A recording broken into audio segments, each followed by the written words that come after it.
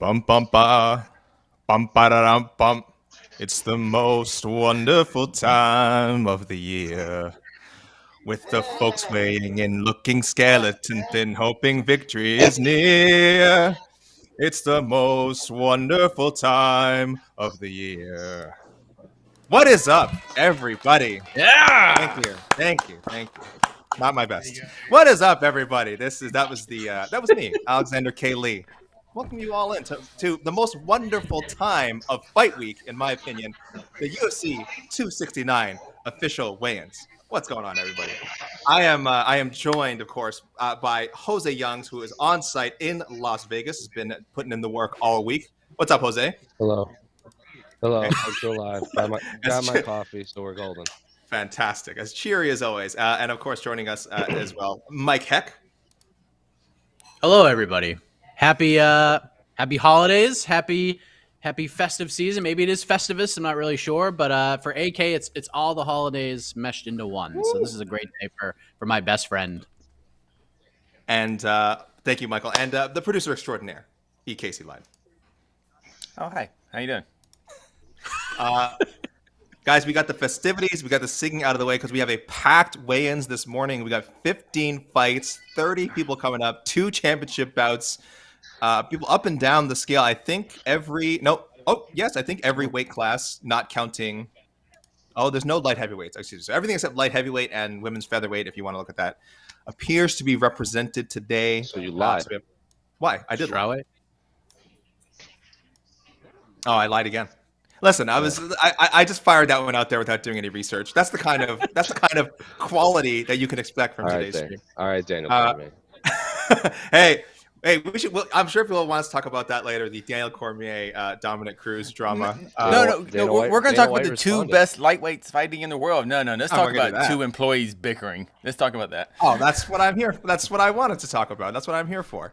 But we will. We'll get to all that business later. Again, we got weigh-in starting any second now.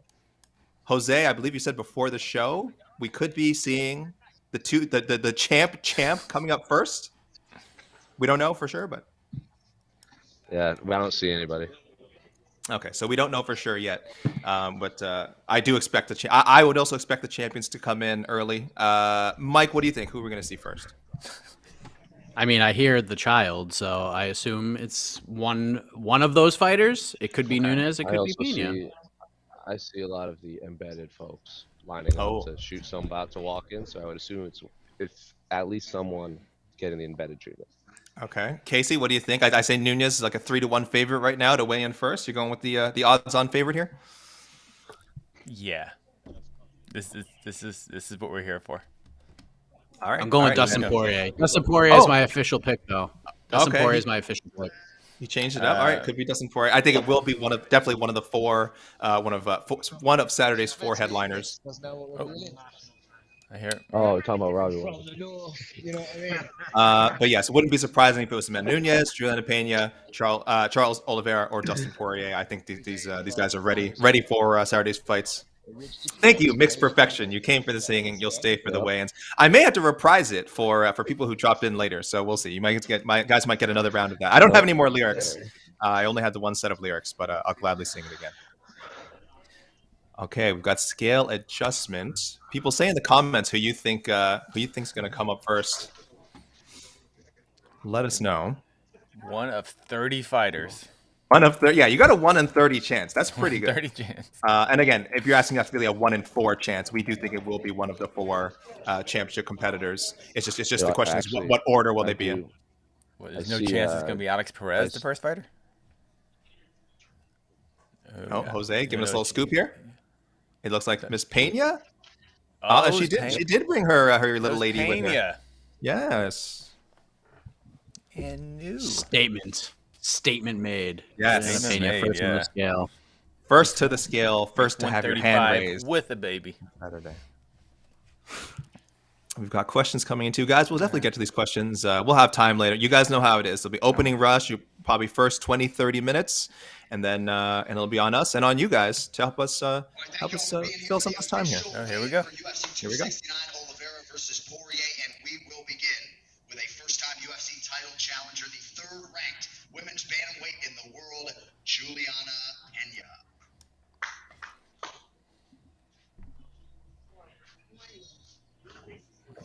First.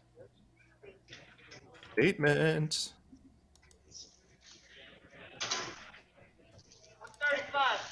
135, the official weight for Julianna Pena. 135 championship weight for the challenger Julianna Pena. She's wanted this shot for a long time. You can be sure she was not messing around. When was this fight originally supposed to be? August. Houston. Oh, yeah. All right, next fighter to the scale is the man around whom this fight card was built, the undisputed UFC lightweight champion, Charles "Do Bronx" Oliveira. Okay. Charles Oliveira. With mask and sunglasses. 155 for Charles Oliveira. 155 on the dot for the champion, Charles Oliveira. A little misspeak by Anik there. He said that who the card was built around. We all know it was built around Ryan Hall, but Yes, correct. Respect the champ. Correct. All right, next we make way for the greatest of all time, the UFC's bantamweight and featherweight champion, the Lioness, Amanda Nunes. We said it. We expected the championship fighters, to be coming up first. We've got two, and now our third, the champ.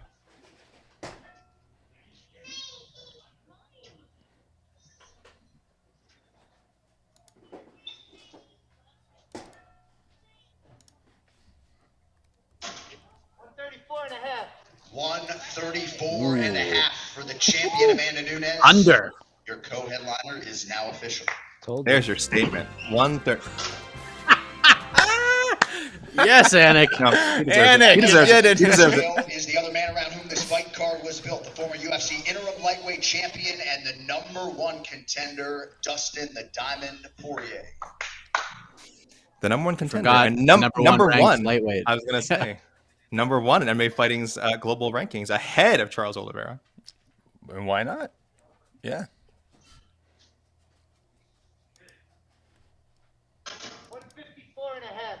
154 and a half, the official weight for Dustin Poirier. Your main event for UFC 269 is official.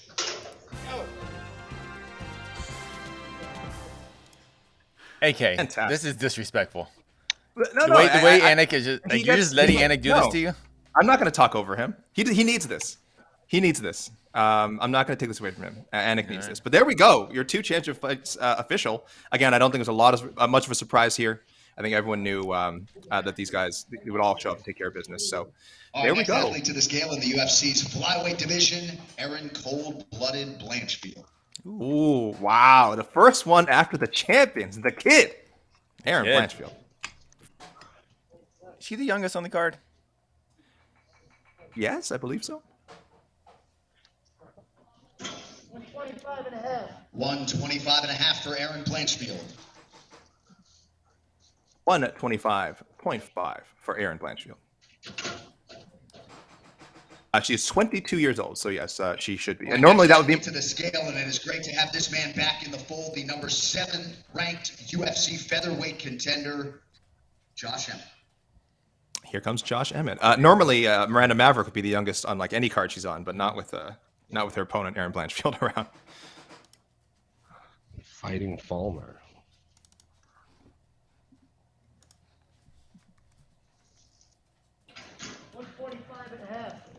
Official weight 145 and a half for Josh Emmett. 145.5 for Josh Emmett.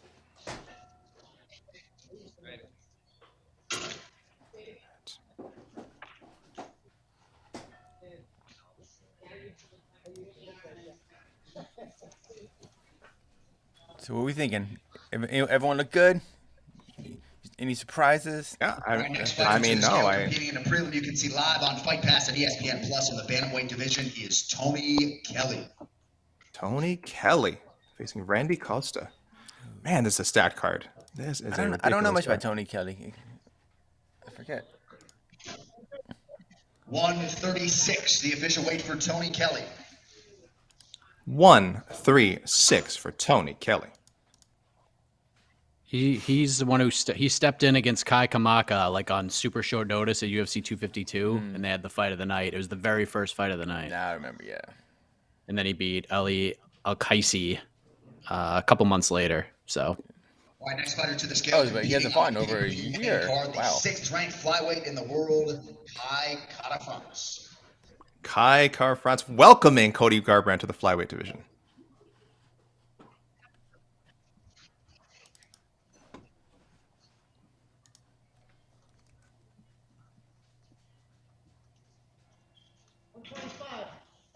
Official weight 125 pounds for Kai Kara-France. Kai Kara-France at 1-2-5. He is a hell of a welcoming opponent to Cody Garbrandt. Making a statement. Boy, I'm saying this is. I mean, that's championship weight. Charged with kicking off the pay-per-view main card in the UFC's bantamweight division, the unranked Sugar Sean O'Malley. The unranked. I like it. Well played. Well done, John Anik. Well done. That's his new nickname.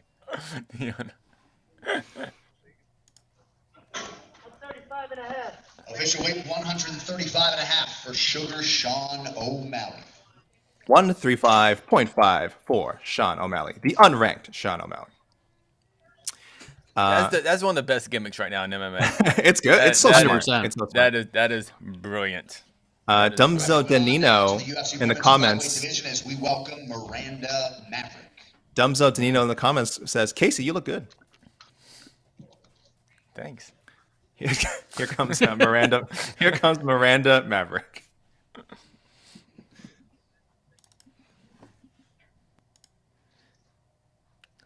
Battle of Invicta, ladies.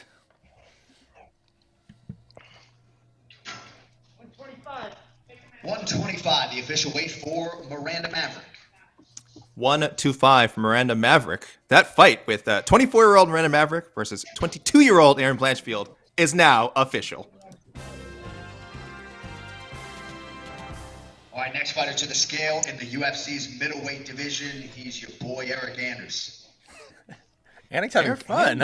Yeah, we're all having fun now. Eric Anders coming in early, coming back down to 185 after a little sojourn at light heavyweight.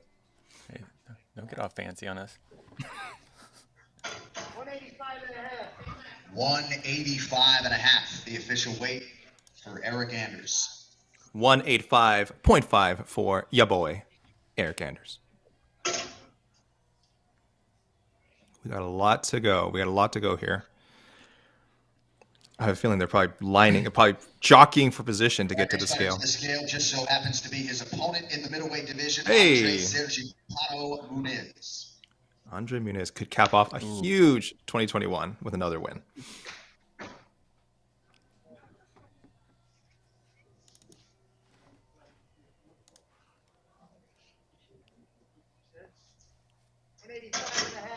$185.5, the official weight for Andre Munhoz.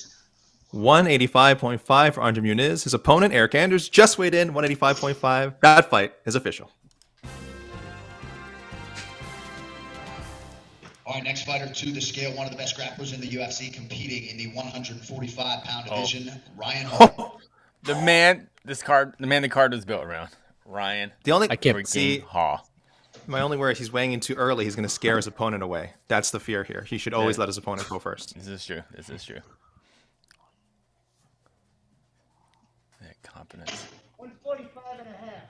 145.5 for the Wizard, Ryan Hall. 145.5. That's a smirk of a killer. That is scary. Great matchmaking with Darrick Minner. Gosh, I could not be. This is going to be a great grappling battle. I'm so excited for that. All right, next fighter to the I'm ready for scale, K1, competing in the Ryan Hall. UFC's flyweight No, division, please, the no. Savage, Gillian Robertson. Here is Gillian Robertson, one of the most active fighters at 125.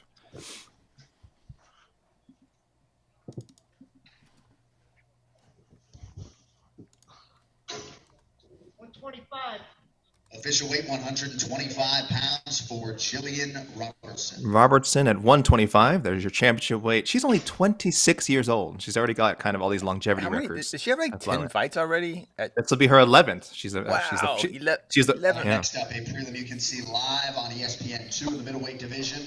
Bruno Silva. Yeah, 26 years old, and she's fought 11 times in the UFC already. First one to 10 fights, first one to 11 fights. Here comes Bruno Blindado Silva.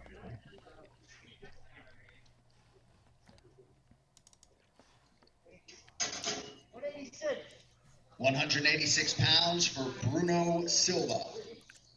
Oh, there's the smile of a killer. Yeah. 186 for Bruno Silva. There's the smile. Boy, Eat your heart out, Ryan Hall. this is such a festive weigh-in. Everyone's in a good mood.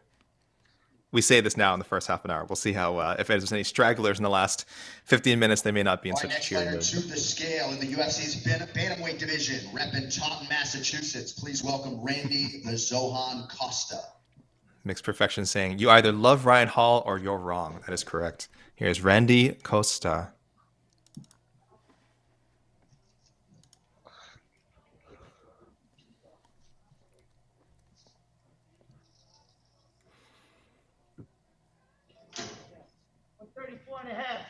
$134.5, the official weight for Randy Costa.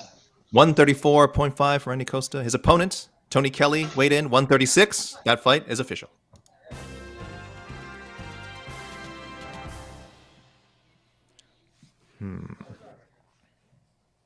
Still waiting on a lot of big names. That was me just looking at the weigh-ins, the weigh-in lineup here. We always kind of make our predictions on the first to weigh in. We should start making predictions of who is going to be the last to weigh in. Definitely. I mean, it'll be a heavyweight, right? Mike, what do you think? Oh, it's Tai Tuivasa. It's not even close. The UFC's middleweight division, he is the Beverly Hills Ninja, Jordan Wright. Here comes Jordan Wright. Tai Tuivasa, minus 500 to weigh in last. A fellow weeb. What is he going to make weight? 186, the official weight I for like Jordan that. Wright. 186. You can't play music 14 minutes into the weigh-in. 186 for Jordan Wright. Bruno Silva also 186. That fight is official. I was trying to have too much fun. Can you delete this? Can you delete this comment, Casey? It says Ryan Hall was totally destroyed by Topuria. I don't. That's not. That's fake. That didn't. That happen. didn't happen. No. Can we get? Let's ban this person. Let's delete that comment. Ban this. You know what person. happened? Ryan Hall punches so hard he shattered his hand. Oh, okay. Yeah. You know, because he's so powerful. So he needs some time off to develop titanium bones in his hand, and Yeah. don't forget. Don't forget. Will Darrick Minner even show up? That's really the fear. That's At this point, I don't, if I'm him, I don't know. I'm coming down. No one with weighs something. in. First of all, search party for Darrick Minner. Search party for Darrick Minner. He is hiding in it. No, I shouldn't. Darrick Minner is a very tough fighter. I'm sure he's And a wild man. There's no way and a wild. he's not. This is true. Yeah. God, he came to the UFC with so much experience. It's ridiculous. A lot of big names still to come up. Again, we have main card fighters, Geoff Neal, Santiago Ponzinibbio, Cody Garbrandt, of course, who will be making 125 for the first time, and O'Malley's fellow unranked opponent, Raulian Paiva, and of course, Dominick Cruz on the prelim still to weigh in. He'll probably be taking his time. Alex Perez, he just recently challenged for a UFC title. This is there's a lot of star power here still to come. Indeed. Oh, all right. Do we actually have Jose? Does it look like we have a lull in the action? Yes. Dang. Okay. Well, I thought it'd be a lot quicker. I thought we'd get at least the first 20-25 minutes full, but 15 minutes in, a little break. We can start talking about the main event, guys. I'm sure we're gonna get interrupted, but as the fighters trickle in, let's talk about it, guys. Number 1 ranked in the MMA fighting rankings, Dustin Poirier versus number 2 ranked UFC champion, Charles Oliveira. I am a Oliveira number 1 ranker. Mike, you're Poirier. Poirier. Casey, you're also Poirier. Poirier. Yeah, of course. Poirier. Who's Oliveira? Me and Gui, or me and Who do you? Yeah. I'm an Jose? Oliveira guy, but I'm Is not that an simply, simply because there's a UFC belt around him? If Oliveira I don't fought have to Chandler explain has just myself to you. just a title fight, would you still have him number 1? Jose, you don't have to, but the floor is yours if you'd like to defend yourself. He has the belt. That's literally. So you're weighing the how I belt. base my rankings on. Okay, 100%. well, yeah. So for my rankings, the belt is meaningless for any rankings. Absolutely meaningless. Hold on, I'm going to throw a poll up here. You know what? Let's ask the people. Why? You know, we'll talk about it. Let's ask the people who is the number. Should the belt affect the one rankings? Is that the lightweight. poll?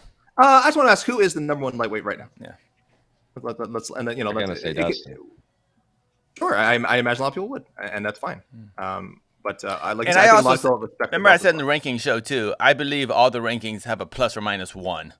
Like if you rank someone 2, they could be 1, they could be 3. It doesn't really matter. So that's what when I have Dustin and Charles at 1 and 2, they're interchangeable. But if I had to pick. I'll say for me, a lot of it had to do with Dustin taking the McGregor fights, which again, an amazing business decision, but also for me, that is a choice you're making not to fight better guys in the division. And I feel like there has to be some, for lack of a better word, penalty. I don't know, Mike, did that affect? How do you view him fighting McGregor twice as opposed to again fighting for, you know? Oh, we'll go back to Mike in a second. Live on ESPN2 in the UFC's featherweight division, he is 9th ranked. Dan 50K Ige. And Ige. This is a great fight. Such a good Awesome fight. 146, the official weight for Dan Ige. 146 for Dan Ige. Josh Emmett also successfully made weight 145.5. That fight is official.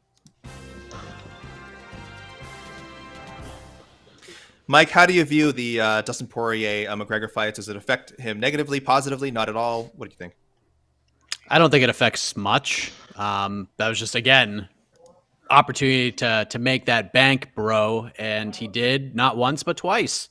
So yeah, it didn't really affect much. It was just an opportunity to put some extra money in his pocket and look at Poirier's resume. Look at the guys he's fought. Look at the guys he's beat. He's beaten everybody. He hasn't beat Oliveira yet, but if you want to compare resumes, Dustin Poirier's is much more impressive, in my opinion. So that's it. I mean, I'm not offended. I wouldn't be offended about Poirier being ranked number 1. I would be slightly offended as an Oliveira fan. I feel like he's getting disrespected heading in here. I feel like a lot of people just think Poirier's just going to go in there and wash him tomorrow night, and I don't think that's the case. Is it I just don't think so. I don't think anyone's thinking it's a wash. I'm picking Poirier, but I've had DM conversations with people who feel like Dustin Poirier is just going to go in there and bolt Charles Oliveira tomorrow, which the disrespect, that's as weird. AK talked about on BTL, is silly. It's just silly. But why you want to would 1A, 1B these guys? I'm fine with that. Yeah, but why would anyone think like Charles Oliveira you can walk right through him? Like he's like that's I don't understand that at all. Like there's no one in the top. Look at the 10. narrative. I'll tell you. Narrative of the fight. I'll tell you one thing. Being on site here, that press conference last night was 99% Dustin Poirier fans. Every single moment he spoke, there was a visible like people would like jump from their chairs for Dustin Poirier every time he spoke. It was unbelievable yesterday. He was the star of the press conference. But next fighter to the scale, one of the best in the world in his division, 8th ranked UFC bantamweight contender, the young Punisher Pedro Munhoz. Pedro Munhoz. Here he comes. Potato again all of a sudden. the pixelated one, Pedro Munhoz. Official weight 135.5 for Pedro Munhoz. 135.5 for Pedro Munhoz. A massive test for Dominick Cruz. We're definitely going to learn a lot about where Dominick Cruz is at this stage of his career against an opponent like Pedro. I see some people saying Justin Gaethje. I see some people saying Makhachev. I do see a couple of Makhachevs in there. So some people are ready to anoint him as sort of the next Khabib, as the best lightweight in the world. He's certainly done a lot over his last 9 fights to make a case for himself. But this weekend, it will be, at least I think most of our eyes, it will be either Oliveira or Poirier who sets the story straight as to who is number one. You can say Makhachev is going to be the champ, but there's no, and I have no issue saying Makhachev will be a champ eventually. If there was a matchup between Makhachev or Poirier and Oliveira, I would maybe pick Makhachev, but there's no way I would rank him above him. He still has to earn that ranking. Sure, It's a very weird statement. Well, I think like we said, the criteria is different for everyone. Some people, when they do their rankings, they do more of a who is the who do I think will win, who is the best. For us, again, I think we do a mix, mostly primarily merit, primarily results, and then a little bit of you can do a little bit of predicting, right? Because they can't have everyone fight everybody. So at some point, people just there's a lot of predicting because we have cross promotion. Like we don't know, we've never seen a lot of Bellator fighters fight UFC fighters. So it's a lot of who knows. That's what the fun part is. I'm a little sad that this debate kind of will finally be over, because I was trying to think of a question like, is there any way you would rate? I mean, I guess if there was a close decision, which let me ask this question, Mike, do you think is there a chance? Do you think there's a chance this goes to a decision? Or sorry, what are the chances? I should say. What are the? Of course, there's a chance. What are the chances? I should say. I mean, listen, there's a good chance. I mean, there's a chance this goes to decision. I don't think it will. If it goes to a decision, I favor Dustin Poirier. I think Charles Oliveira is going to start off very strong. I think he's going to have a lot of big moments. And I think Poirier, if he can get into the championship rounds, that's when he's going to start to turn things up. So if Poirier can steal a round between 1 and 3, I think he might be in good shape. But if this goes to decision, I think it's a Poirier win. But who knows? Oliveira could drop him in the first and get a 10-8 and have all that momentum. So it's a really close fight. This is the definition of a game of inches kind of fight, because both guys are just so talented across the board. We've seen Oliveira striking.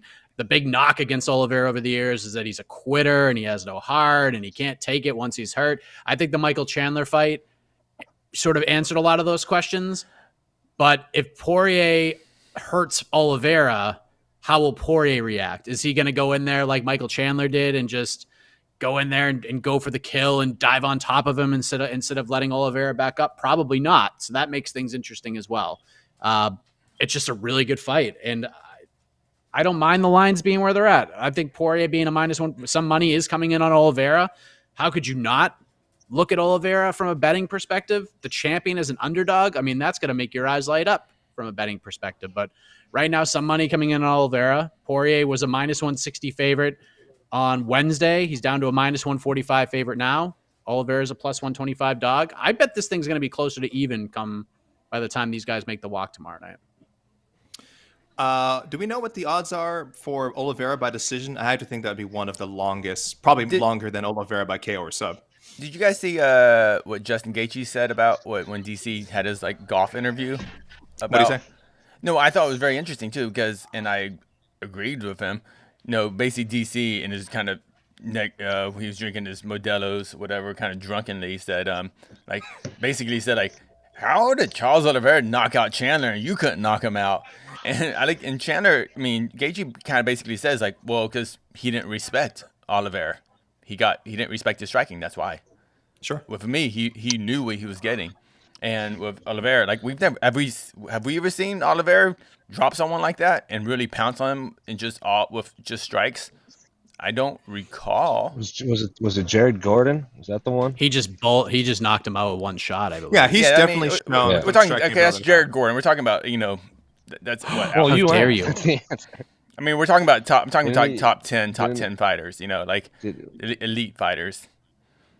And it's and like Gaethje said, Chandler Chandler had a basically a giant lapse in focus in his fight, and he just didn't respect Oliveira, and that's absolutely true. That's why I don't think this is gonna be. I think what Mike, you said, Oliveira will kind of maybe hurt Dustin in the beginning. Dustin's come back. I don't see it that way. I think Oliveira is one of those guys. If he hurts you, he finishes you. And that's actually Oliveira's kind of his highlight. To me, his most remarkable part about his career is watching when he pounces on you and he gets that lead, he takes over real fast too. And I just don't. I think if he does hurt Dustin, he will submit Dustin. I just think Dustin's just not going to get hurt by Oliveira. I think he's going to be. He might be in compromising positions, but I don't see him in serious danger from. God, I gotta turn my Siri off. I keep turning it on. My Siri just keeps popping up. I don't know what Siri has something to say. Yeah. Yeah, I don't think it's gonna be a back and forth fight. I think when Oliveira leads, he takes over. That's what that. But I will say this though. I agree with what you're saying. Mm-hmm. I will say this though. And maybe this is a weird statement. And maybe there's other names that stick out more. I don't think there's any fighter on planet Earth who has improved being in danger better than Dustin Poirier. Remember, 5-6 years ago when Poirier would get hurt, he would just go nuts. He would do he would do a Cody Garbrandt essentially and just lose his mind, try to come back and try to land something. Now you see Poirier if he gets stung, if he gets hurt, he's much more calm. He's much more in the moment. Like he knows he's hurt. He knows he doesn't have to go crazy. I think no fighter in the UFC or in MMA, at least at this level, has improved in that aspect better than Dustin Poirier has. So that makes that part interesting. Like if Oliveira does hurt him and he goes for the finish and can't finish, how is he going to react to that? That's why this fight's so interesting. There's so many intangibles around it. It's just such a good fight. And by the way, since you asked, AK, Oliveira winning by decision plus 600. Plus 600. That's not as bad. I thought that'd be actually that's pretty high. that's pretty high. Poirier by decision plus 550. Wow. So either way, nobody's expecting it to go to a decision. That's really what they're saying there. Yeah. That's interesting. Yeah, I obviously I can see Charles winning, but Charles winning by decision, I find that I find plus 600 right. I can see Dustin winning by decision much more likely. Yeah. So plus 550 that's a nice number. That's a well, nice 550 and 660. Right, it's pretty close. So I was kind of surprised. One thing on yesterday is between the links, we're talking about Fazeez. After his Fazeez and his big win last week. Is he gonna fight for a title or anything? But then it made me think about this main event. That's why I love this main event between Charles Oliveira and Dustin Poirier. Both these guys had fights at 155 where they got demolished at 155, and there's no way after that fight you go, you know what? These guys are going to come back and they're going to become the best lightweights in the world and stuff. I just think that's such a remarkable thing, Like when Oliveira got just demolished by Felder, and with Dustin Poirier, was it Michael Johnson that knocked him out? Or was that wasn't a 45, right? That was 55, right? Yeah. That's the thing. So both these guys have taken bad losses against, non-top 5 lightweights, and they've still managed to come back and be the consensus number 1 and 2 ranked lightweights in the world. I just think it's really, really remarkable. Like the journeys that these two men got here. It wasn't like they didn't just come like flying out of the gates like, oh, we know, like as soon as we saw him fight, this guy is the best. He's gonna fight for a title, in 6 months. No, it took a long time. I think that's really remarkable, and it's a story I wish the UFC told better. I wish this had more of I always wish a prime time that really told the stories of Charles Oliveira and Dustin Poirier and the ups and downs to get here. And it's a great story. It's a great story. Yeah, not just telling their stories better, but I wish they handled more fighters like they handled Charles Oliveira and Dustin Poirier. Now, obviously, these guys are extraordinary talents. They're a notch above your average lightweight, your average featherweight. But we got movement. We got movement. Okay, I'll go on my little tirade after. Let's see who's coming up next. Oh, it's Cody. Oh, here comes Cody Garbrandt. Within the first 30 minutes, this is a very good sign. Very good sign. Either he's making weight or he's coming in at 130. And he's like, I decided there's no point in trying anymore. Yeah. But yeah, it's finally long delayed. Was supposed to fight for the flyweight title last year. Was knocked out with I believe it was the COVID-19, and he had some very severe symptoms. Undisputed UFC bantamweight champion, making his UFC flyweight debut live on pay-per-view tomorrow, Cody No Love Garbrandt. Now he has to earn that shot again.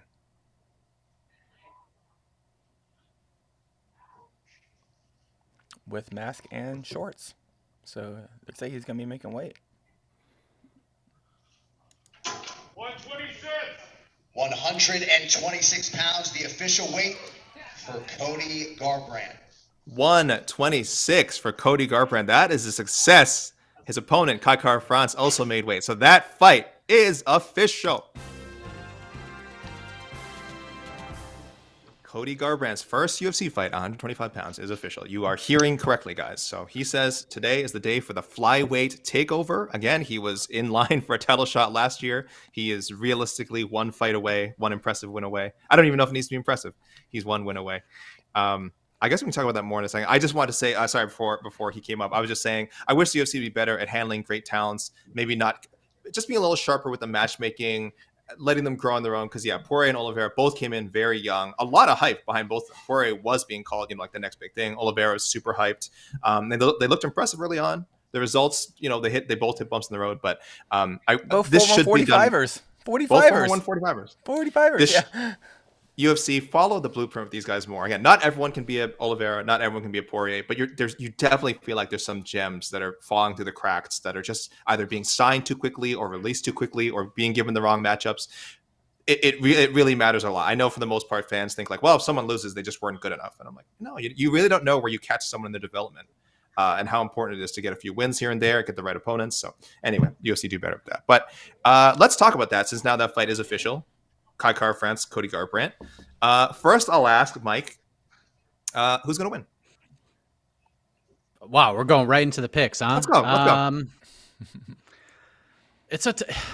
It's a tough one, man. I tend to lean on the side of history when it comes to these types of fights, and I understand that some fighters dropping weight classes tends to go well for them.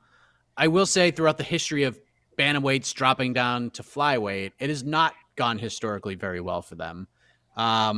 So to me, that cut to 25 is just, it's another beast. It really is just a whole nother beast. So my heart in my head, at least right now, if without actually really diving into it, Kai Kara-France by decision, a pretty convincing decision. I just think he needs to if he gets out of the first round, I think he'll win the fight. I think the first round's crucial. I think he's going to have to deal with some damage. And Kai Kara-France can deal with damage. We saw it in his last fight, but he's able to deal with it. Sometimes that power doesn't translate at 125. Sometimes it does. But for the most part, we've seen bantamweights go to 25 and their power doesn't translate. And then when they go back up to 35, it translates even better than it did when you dropped a weight class. So I like Kai Kara-France by decision. I just think that until I see Cody actually win a fight at 25, I have a hard time picking him. I don't think KKF finishes him, but I think he wins rounds 2 and 3 and wins the fight tomorrow. So you're basically under the assumption that we're going to get a depleted version at 25 of Cody. We're not going to get the 35 version. I don't think so. I don't know. I have to see it until I see it. So I see it, I don't buy it. I just don't. Well, that's what I think. He could prove me wrong, and he might. I know what you're saying because that's why I feel when I was predicting this fight, we're kind of talking out of our ass because we have no idea if he's healthy or not. TJ Dillashaw, we don't know tell him that. We're just talking out of our ass. So it's like we haven't seen him train. We don't know how he's going to take shots right now. The whole Cody no chin. That's kind of stupid. The problem with Cody is he decides to get in wild hook battles, and then you're going to eat monster hooks, and everyone goes down from eating monster hooks. So I don't buy the whole no chin Cody. He went 25 minutes with Rob Font. We know what a dangerous fighter Rob Font is. But we're all speaking out of our ass. If Cody's going to be good at 25, we have no idea. We just have no idea. No, can he take a shot? How will his? Yeah. The chin, you can call. I think the no chin thing's. Yeah, I think the no chin thing's kind of silly as well. It's just you just fought. Sometimes he gets in those firefights. We just talked about it, comparing Dustin Poirier to Dustin Poirier used to do the same thing too, but he got better and has improved at that. So how will Cody's chin bounce back at 125? Because TJ's did not bounce back well. But then when he fought Corey Sandhagen, he took some big shots. He took some knees, some kicks right in the face, and he ate him. He couldn't do that against Cejudo at 125. And I know it was a short sample size, but the TJ Dillashaw at 135 very rarely got hurt like that. And he got hurt really, pretty much the first shot that Cejudo threw. So that's a big over. Thing. Yeah. Everyone keep comparing. Yeah, we keep comparing this to TJ, but are there other examples of bantamweights coming down to 25? I know we have Demetrius Johnson's and stuff, but that was really because there was no 25 division. So I'm trying to think of an established 25 division of bantamweights coming down successfully. I can't think of how. Cejudo technically kind of. Cejudo is always a 25er who went up to 35. No, I think he started in the UFC at 135. No, he came in at 130. He came in at 135 because on the regional scene he kept missing, and then he missed for his debut, and he actually pulled out of his debut for missing. Yeah. By the way, I just want to say the opinions of E. Casey Leiden do not reflect those at MMAfighting.com. We are experts who know everything. Don't listen to him when he says we don't know. Obviously, we know what we're talking about. We know exactly how Cody's going to look at 125. Don't listen to that. Do not change the channel. Do not go to another stream. We have questions. We just have questions. That's all, and they're fair questions. And that's fair. They're fair questions. Kai France, by the way, very good fighter. Like we said, this is such a tough first fight at 125 for Cody. So I think even if you think you're getting a very good version of Cody Garbrandt, that does not mean he's necessarily going to blow through Kai France, or that Kai France can't win. He's a really, really good fighter, which I always think is a tough division. Competing in April live on ESPN2 in the UFC's heavyweight division, Bam Tuivasa. Oh man, you just lost. That means 25 everybody's in line right now. That means everybody's in line. We're gonna get everybody else weighing in. There's no doubt about it. The master of the Shuei, Tai Tuivasa.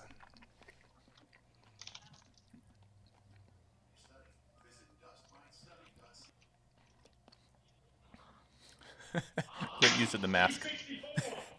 264, the official weight for Tai Tuivasa. 64, just a pound under championship weight. What a professional.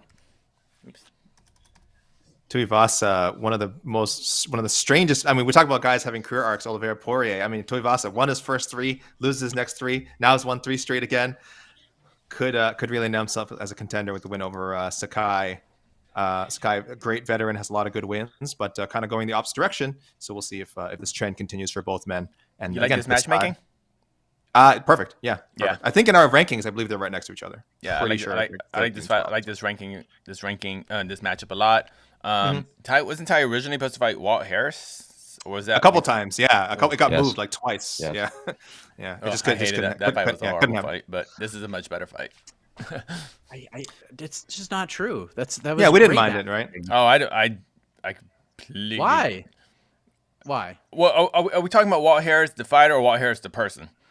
As a fighter, yeah, it's a good fight. As a person, he's a professional fighter. Yeah, he's a right. professional But fighter. Wouldn't you rather him fight Tai Tuivasa than fight Alexander Romanov, who's just gonna pick him up, slam him, and try to submit him? Or why don't you give Walt a fight that's fan friendly and plays to his strengths, like a slugfest with the guy? Walt Harris on like a 4-fight losing streak right now? Yeah, but look who he's fought. He's fought a bunch of guys who just take him down and beat the hell out of him. And Tai Tuivasa was. There's a lot worse heavyweights. You know what? It's professional fighting. Ranked, though. You can't. Once you have that number next to your name, absolutely you can. Yeah, absolutely you can. Absolutely you can. They do that all the time. I love where your head's at. I love this magical world of like sunshine and lollipops that contracts and money. They don't mean anything. They do that all the time in the UFC. This is Bellator. This is the UFC. Oh my god, I'm gonna find some. Jose, I've seen plenty of fights where. Jose, what did we think of the original? Casey says a lot of nonsense, so I'm not even listening. Okay. That's not. Jose, that's not helpful.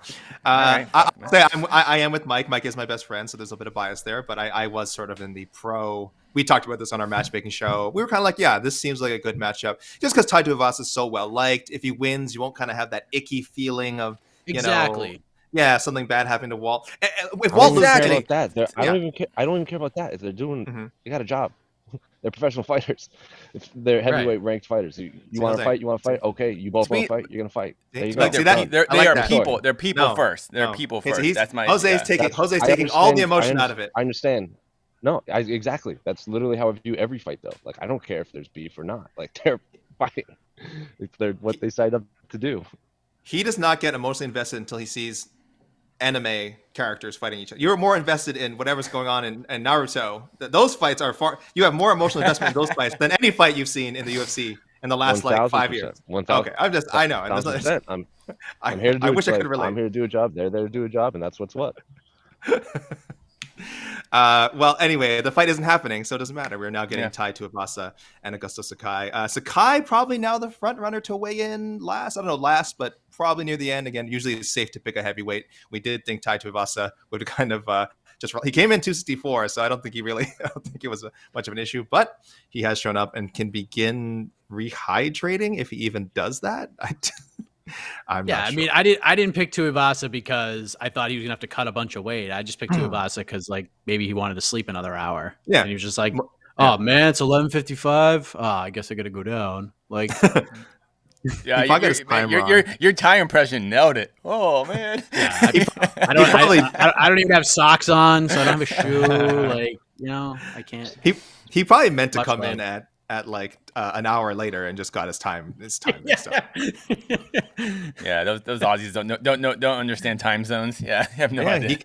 He's on the cusp of a 4-fight win streak. He beats Sakai, so it'll be a big jump for him. Number 13. He shows up T-Mobile 12 hours early. What? I was like, I didn't change my clock. Tai Tuivasa, number 13 in the MMA fighting global rankings. And I just want to touch upon our France Garbrandt discussion one more time before I move on to the next question.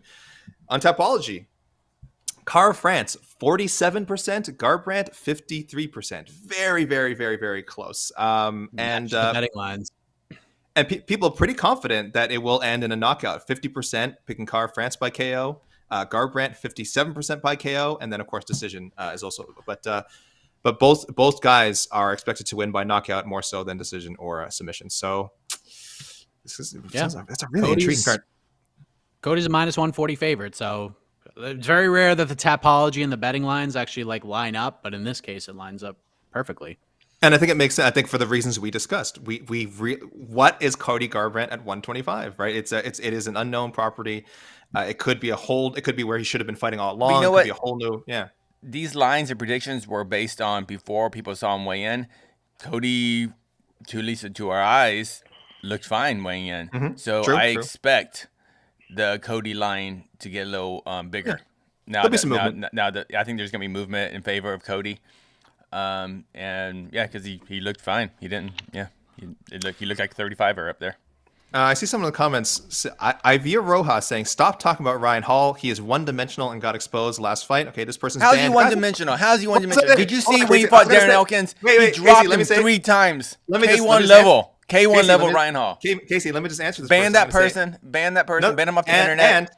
And guess what, guys? Let's talk about Ryan Hall. So, Casey, as you were saying, he has shown he's more than a grappler. You mentioned the Darren Elkins fight, the Gray Maynard fight, whatever that was one of the most unique fights in MMA history. He sort of won with his striking, if you would call. Gray Maynard was afraid of him. Gray Maynard's like, I can't get near this guy. I'm not going into his guard. We're happy to talk more about Ryan Hall. Thank you for the comments. He trained at Jackson's camp. 145.5. We're still waiting for Darrick Minner. Again, not too concerned about that. If I was Darrick Minner, though, I would search party for Darrick Minner. I would show up like at 150 to give myself all the advantages I need. And guess what? I wouldn't blame him. I normally, Casey, you're a bit easier on people who miss weight. I'm very hard on people who miss weight. If Darrick Minner missed weight, I'd be like, good. You need all the weight you can get because you're facing the GOAT Ryan Hall. So. We're really looking forward to that fight. A stacked prelims. Go ahead, Casey, please. More about Ryan Hall, please. No, but let's talk about Darrick Minner. His last fight against Darren Elkins was freaking awesome. He broke Darren Elkins. No one breaks Darren Elkins. Darrick Minner did it. That was incredible. I didn't know much about Darrick Minner other than he had a pretty long. It took him a while to get to the UFC, but man, he is an exciting fighter, and I love this fight a lot. I wish it wasn't on this pay-per-view, to be honest, because it's just buried underneath a lot of great fights. I wish this was kind of like on a main card on a fight night or something, just so there'd be a little bit more eyes on it. Because when you have 15 freaking fights on this card, just things get forgotten. Great performances are going to get forgotten on this card. Just a correction. He didn't break Darren Elkins. Darren Elkins broke him. Oh, he lost to Darren Elkins. I got the wrong. I had it totally mixed up. Cormier. I was so happy. I was so happy for Darrick Minner. I was like, it was Darrick Minner. Well, we can say this. Hold on. I forgot. It was Darren Elkins that broke Darrick Minner. Oh yeah. Oh, he's. I know. I know Jose. Thank you. He didn't want to say it. I was being very positive. Were you thinking of Nate Landwehr? I think I was. Yeah. Oh man. That was a close fight. That was a super close fight. Well, here's what we do know about Minner. He has like 22 career submissions. That's like 3 or 4 times as many fights as Ryan Hall even has. So I do love the matchup, and we do have a lot of respect for Darrick Minner as much as we joke around. It's a good matchup. I like it a lot, Mike, actually. Can I get your pick on that? What submission does Ryan Hall win with, and in how many seconds? Go ahead. It'll be some sort of leg lock. Mm-hmm. First round. I think it'll be first round. And this is no disrespect to Darrick Minner. Seconds. How many seconds? How seconds? How long does it take to walk across the cage? 210 seconds. Well, that's 210 seconds. That's minutes.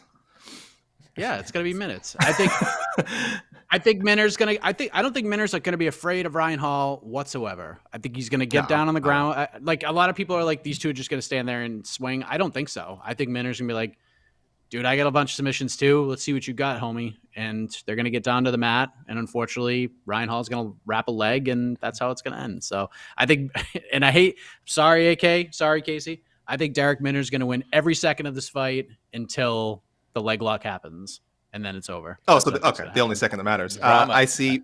Right. King Blue, Ryan Hall TKO by cup to the temple. Oh, I like that. Okay, yeah, that is something he could do. Jeremiah K, Ryan Hall via Gogo Plata. I mean, that's obvious. I think that's like minus 1,500 of Ryan Hall by Gogo Plata. So really not pretty safe pick there, Jeremiah. I see heel hook. Ryan Hall via boredom. Okay, that's enough. All right, that's okay. What is this? When is Ryan Hall in a boring fight? What are you talking about, man?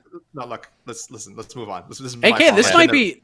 I brought out the trolls. You might have to dig deep into this fight. You might have to dig a little deeper into this fight because I think we need to talk about Ryan Hall. No. The only reason I'm saying this is because you got Ryan Hall, but on the other end you have Darrick Minner, and who's going to be in Mr. Minner's corner? AK. No, not the cheat code. Not the cheat code. The JK. The JK. James Krause. Oh no. Wait, who's in Ryan Hall's corner? Not the James Krause. I mean, if anybody could corner both fighters at the same time, it would be James Krause. That'd be great. It's not James Krause. All right. Listen, we haven't talked about Ryan Hall enough. You really can't talk about Ryan Hall enough.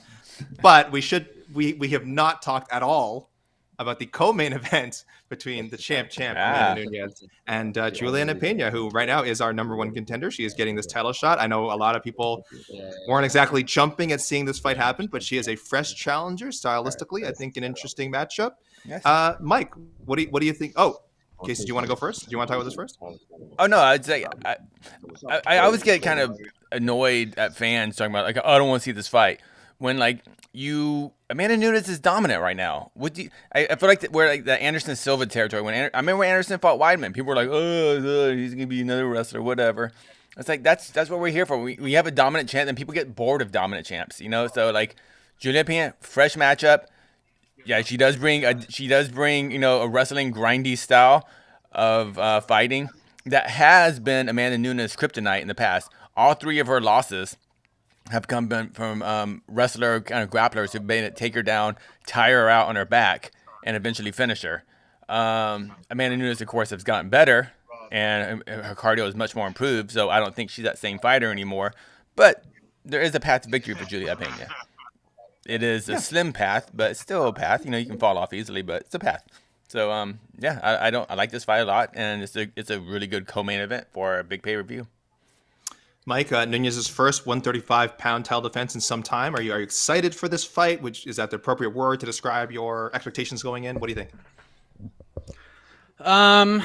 Listen, I it's interesting. Julianna Pena, kudos to her for getting the spot. She did interviews and she went into the media and she made this fight happen.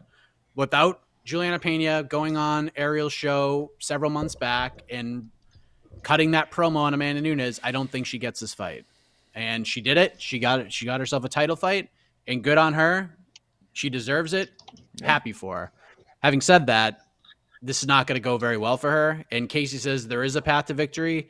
Unfortunately, that path to victory is she has to channel her inner Chris Moutinho and be able to take just a vicious beating.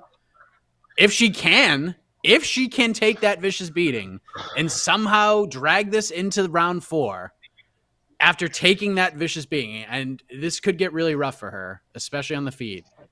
Maybe she's got a chance, but I just her going in there and getting easy takedowns and staying on top of Amanda, I just don't see it happening. I'm sure Amanda has been preparing for that style the entire time. She's got Mike Brown in her corner, who she's been working with. She's been getting ready for Julianna Pena for like 6-7 months at this point, because the fight was supposed to happen in August. Now it's happening in December. So Amanda Nunes, while having to deal with a couple of injuries, has been getting ready for Julianna Pena for almost an entire year. So Julianna Pena is going to be able to take a lot of punishment.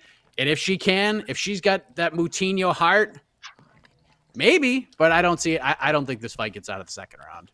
No offense to Julianna Pena. I'm glad she got her title fight. Get that money.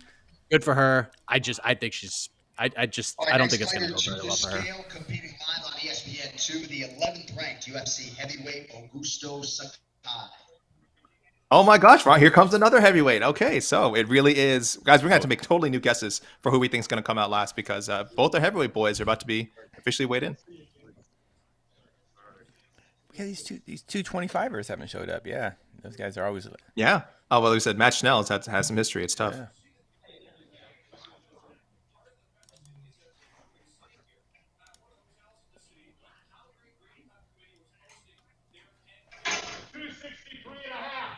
Yeah. 63 and a half, the official weight for Augusto Sakai. 263.5 for Augusto Sakai. Tied to Tuivasa coming earlier. 264. That fight is official.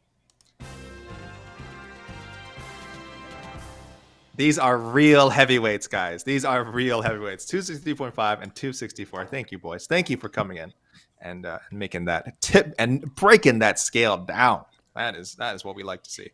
Back to the co-main event. On Tapology, 96% Nunes, 73% finished by strikes, 14% predicted by submission. Only 7% even predicting that Pena will be able to go to a decision with the victorious Amanda Nunes. 4% picking Pena to win, and they're kind of spread amongst winning by strikes, winning by submission, winning by decision. It's almost a perfect 1/3 each. So. I think people are just anyone picking Pena. It's almost like a guess. It's kind of like you're picking either a fluke knockout or some sort of injury, which would be a KO TKO. Of course, snagging a submission, maybe like we said, wearing Amanda down. People think, it would be the most flukiest knockout ever. I do believe Pena has a path to victory. It's like, and it's gonna be a wrestling, get Amanda tired and really choke her out. The TKO late, 4th round. Maybe a ground and pound type TKO. Like I see. I think like spinning back fist knockout. She's gonna pull a Sergio Pettis on head kick, as I say. So the odds not great. 96% on Tapology for the champion. I see Pena's plus 550 underdog. Nunes minus 800 as the favorite. So, but the people that are complaining about this fight. Who should Amanda Nunes be fighting at 135 right now? Shevchenko. That's it. But that's a at whole 135. At one. Okay. I got you. I see what you're saying. But that's a whole other thing. But that's the whole thing. But even Shevchenko, she's busy at 25 right now. So it's like she's occupied. Mm-hmm. So take out Shevchenko because she's the champ. She's busy right now. Who's the? To me, this fight makes sense. Sorry, and that's on the UFC. Yeah, I agree with you. Yeah, I see people complaining. It's like, this is the fight. There's no the way the UFC did all their bookings and stuff. Julia Pena's they need someone on a win streak. Was it one fight? Yeah, whatever.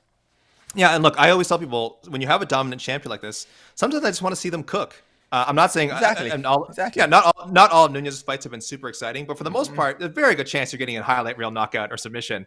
But look, GDR was supposed to fight Aldana. She got injured, so obviously that would have led to her getting a title shot. But now we got to wait on that. She's fought Nunes already. Holly Holmes fought Nunes already. Aldana, again, a fresh challenger, but she needs one more win before she gets there. And then Pena's next in our rankings. We have Pena number 5 in the global ranking. Behind her, Pennington has already fought Nunes. Kunitskaya is becoming a mother right now, so she has other concerns. More important things. Yeah, he's out for a little bit. Valletta, again, 1, probably 2 fights away. So there you go. And Sarah McMahon is 9th in our rankings, and Pena beat her. So that is how we end up with Pena as number 1 contender. And she's certainly Nunes has already cleared out featherweight. I think people know there's just no one left there for her to fight at 145. So if you want to see Nunes fight, if you're a fan, this is what you get. And again, there's at least some healthy underdog potential, I think, with Julianna Pena. And listen, remember this: we don't have Amanda Nunes much longer as a fighter. We just don't. Like, she's already talked about stepping away and getting out of the fight game. And I think she's going to, I think we see her compete a couple of times in 2022, but we might, at best, in my opinion, and I have no idea, I have no insight to this whatsoever, we have at best 2 more years of Amanda Nunes. And that's probably thinking a little more positively, because she's going to start running out of chance. I mean, she's going to just start. What else can she do at this point? Like, after beating Julianna Pena, the Shevchenko, like Dana White coming on saying that he's not interested in doing the Shevchenko trilogy is just bonkers to me. I don't get it. He must know something we don't. Maybe they have Kayla Harrison ready to go. I don't know why she would sign with the UFC after Dana has said the things that he has said about her and what she has done. But again, who knows? There's just not a lot of like big money fights left for Amanda. And if she's going to headline a pay-per-view before she rides off into the sunset, Shevchenko would probably be one of those opponents that she could headline a pay-per-view with. We should note, though. Well, we should note Shevchenko Nunes 2 sucked. It was a really bad fight. It was a really bad fight. And more one at Edmonton? It was really bad. Oh. It was not a great fight. It was really bad. And then the one, and more importantly to the UFC, it didn't sell. That's it. And boom, there you go. There you go. That's the only reason this fight's not happening. It didn't sell. It didn't sell. That is the only reason. We want to see it. Different of times course, now, though. Yeah, different times for sure. Different times, different stakes would be on the line now. Nunes. Oh, sorry. Go ahead. That was also originally the co-main event. Yep. They lost the main event for the Edmonton fight, so all the marketing had nothing to do with that fight. Yeah, and this was also pretty much a month before. And this was coming off of the Dana White. No, that was the Demetrius versus Wilson Hayes. Ray Borg. Borg. Oh, Ray Borg. That's what it was. Yeah, Ray Borg pulled out after the weigh-ins or something like that. It was also September, and historically, September pay-per-views are not, unless you like, obviously there are outliers like like when Conor fought like Poirier in September and stuff, but like historically, September pay-per-views are not like the craziest pay-per-views for selling. Right. Because September is like historically a boxing month too. And let's not forget the bout was postponed, and the first postponement was the Nunes need to get something done for sinus. A sinus issue, and Dana White completely threw her under multiple buses, saying like she should have fought through it. And it dogs her to this day. It dogs her to this day. People saying she bowed out of that second fight with Shevchenko because of the sniffles or something. And she had a very serious sinus condition that needed to be addressed, but Dana White did not help it. And then, unsurprisingly, when the fight actually did happen, nobody bought it. I wonder why. So again, there's things that are outside the UFC's control. They could have done a better job. It wasn't a great matchup when it actually happened. But yeah, very different now. Shevchenko now has gone on this super dominant run at 125. Nunes has no other challengers. I think it does better. I think a trilogy bout does better than the second fight. That's just my guess. Of course. But I personally think the UFC they use the women's bantamweight belt and the women's flyweight belt as co-main events for pay-per-views, just in case the main event drops out because they still have to have a title fight. And to me, if they combine them, like I just don't think the UFC doesn't have any confidence that it just doesn't sell as a main event. I don't think they could do it'd be weird to have for Shevchenko to have a chance to be a double champion as like a co-main event for a pay-per-view. That'd just be weird to me, but yeah, but I mean, at the same time, you don't have to do it on a pay-per-view. Like you could do what they did with 267 and just put it on ESPN Plus, like a mega event on ESPN Plus. Yeah. Like do something like that. It have to be an Abu Dhabi thing. Like the Abu Dhabi government's got to throw some money. Yeah, because they're paying for all that. Yeah, I mean, sure. I mean, if you could do it in Abu Dhabi, great. But if not, like, why not? I mean, just present it as a mega card. Saturday night's main event. I would love that. That would be awesome if UFC started giving out more championship fights for free. Why not throw it on ABC? There you go. Either way, same way. Yeah, great option. Great option. Like we just change UFC. The first fight of the year was Holloway Cater. That was the first fight card of the year. That was on ABC. And I said then, I'm like, you should make the first fight night of every year on ABC. I think that would be like and then that's the only ABC card of the year. I think that would be like a fun little thing. One ABC card a year. Do the intros. That was such a bummer they didn't wear the gold jackets. Yeah, one ABC. Oh, I know. Biggest whiff of the year, in my opinion. I was not seeing Anakin in a gold ABC jacket. When was the last time ABC did that? That was like cool. Like 70s? Like a long time ago. Yeah. Wide world of sports, baby. But yeah, that would be great. It'd be a great way for them to start off the year, right? And just like advertise, Yeah. and then like because they get ABCs on basic cable. It's free. You get people like 2022 UFC. Here's Valentina Nunes on ABC. I would love it. Be They want gigantic. They're gonna put ESPN Plus if they do anything like that. They want that ESPN Plus subscription money. That's where this is true. No, you simulcast. It's all ABC though. That's It's what all they do with ABC. Cater card. business all first. ABC. Business It's all first. That's what they do with Disney. Holloway Cater. They all simulcast. Disney. They put on both. Yeah, but for the last 264 was the Abu Dhabi one. That was strictly on ESPN Plus, right? The whatever. Yeah, 267 was ESPN Plus. Yeah, and they come on that ABC, but they're not. They're putting on ESPN Plus because they want people to spend. That was because Plus college that was football also, too. You're not gonna. Yeah, it was in the wrong season. College football season was happening. January, perfect time, and it was also prime time Abu Dhabi time. Like, wasn't it super early for you guys? It was regular, yeah. It's Like 10:30 a.m. or which is- something. Yeah, that was a awesome. 10:30 a.m. fight. Like, I left nice. the, I I love left the that. arena. I love at when they 4 do a.m. local. Yeah. I feel bad when UFC goes to international markets and they still put it on American time zones. I was just like, that sucks. It just sucks for them. I've been to Sweden twice, and we had the fight started at like 1 a.m. or something, and like the main event comes out like at 4 or 5 a.m, and everyone's just like, all right, it's just weird. All right, guys. Well, we're at about the hour mark, and I feel like we have a lot of names still to come. I know some big ones. A lot of Dominick names. Cruz yet to show up. We got some welterweight contenders. Neal, Ponzinibbio. I think it's time for one of Mike Heck's trademark weigh-in rundowns. Oh, All right. Hold on, Just waiting. boo. There's movement. So there's movement. So you Oh, should have never done mind. it Oh, earlier. that's good. That was good. That was the rain dance. No, we'll do one after. That's the weigh-in rain dance. We do that to make the fighters come out. See, I knew it. I knew it would happen. That's a Murphy's Law. Why don't you sing? You haven't sang in a while. Let's see who weighs in first, and then maybe. It's true. I do want to sing for people who missed it. Sorry, people. I did sing at the beginning. I was planning to sing again at the end. This morning, 9th ranked in the UFC's flyweight division, he is Matt Danger Schnell. Matt Schnell. Matt Okay, Schnell. good for him to come in. Or like we said, he's fought at bantamweight and 125. 125, not always been the easiest weight for him to make. This is 125, correct? This is 125. Yes. Big fight for Matt Schnell. 126, the official weight for Matt Schnell. 126. He is awaiting. So he is successfully made. We are still waiting. Top 10 flyweight contender Alex Perez. Not super concerned about it again. Someone who's made weight time and time again. But good to see Matt Schnell up early. Let's try and shake the tree again, Mike. I guess. Let's see if we can do that rundown now. Oh, Jose, what do you see? Nope. They're adjusting the scale again. So Okay. All right. Okay. Where are they adjusting it to? comes- Can you predict who's coming out? 170. Jose? Oh, Neal or that's you just see that because Neal. that's two options: Neal or Ponzinibbio. Yeah, don't be on the fence here. Ponzinibbio. Yeah, Ponzinibbio. Ponzi.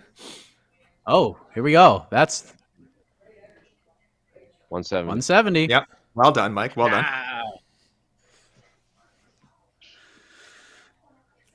Raymond Billette in the comments says, Mike Heck is on the juice. You are so swole these days. And I'm not saying you need to be tested, but you are looking diesel.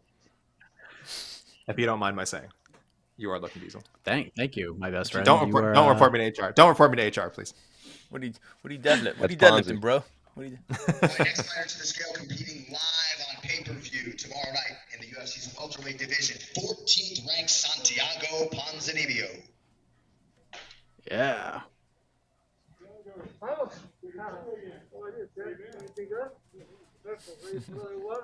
So friendly. This is great.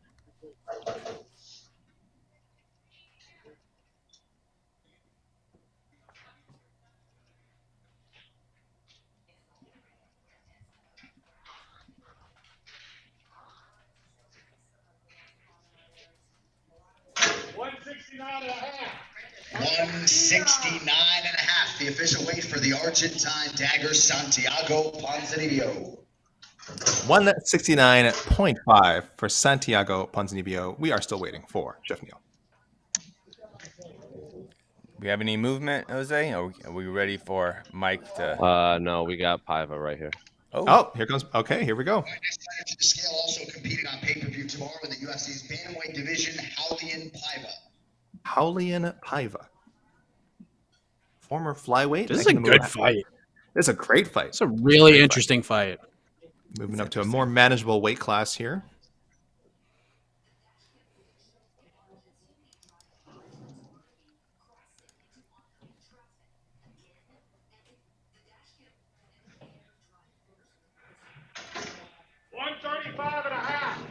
Official weight 135.5 for Raulian Paiva. 135.5, the same as his opponent, Sean O'Malley, and that main card opening fight is now official.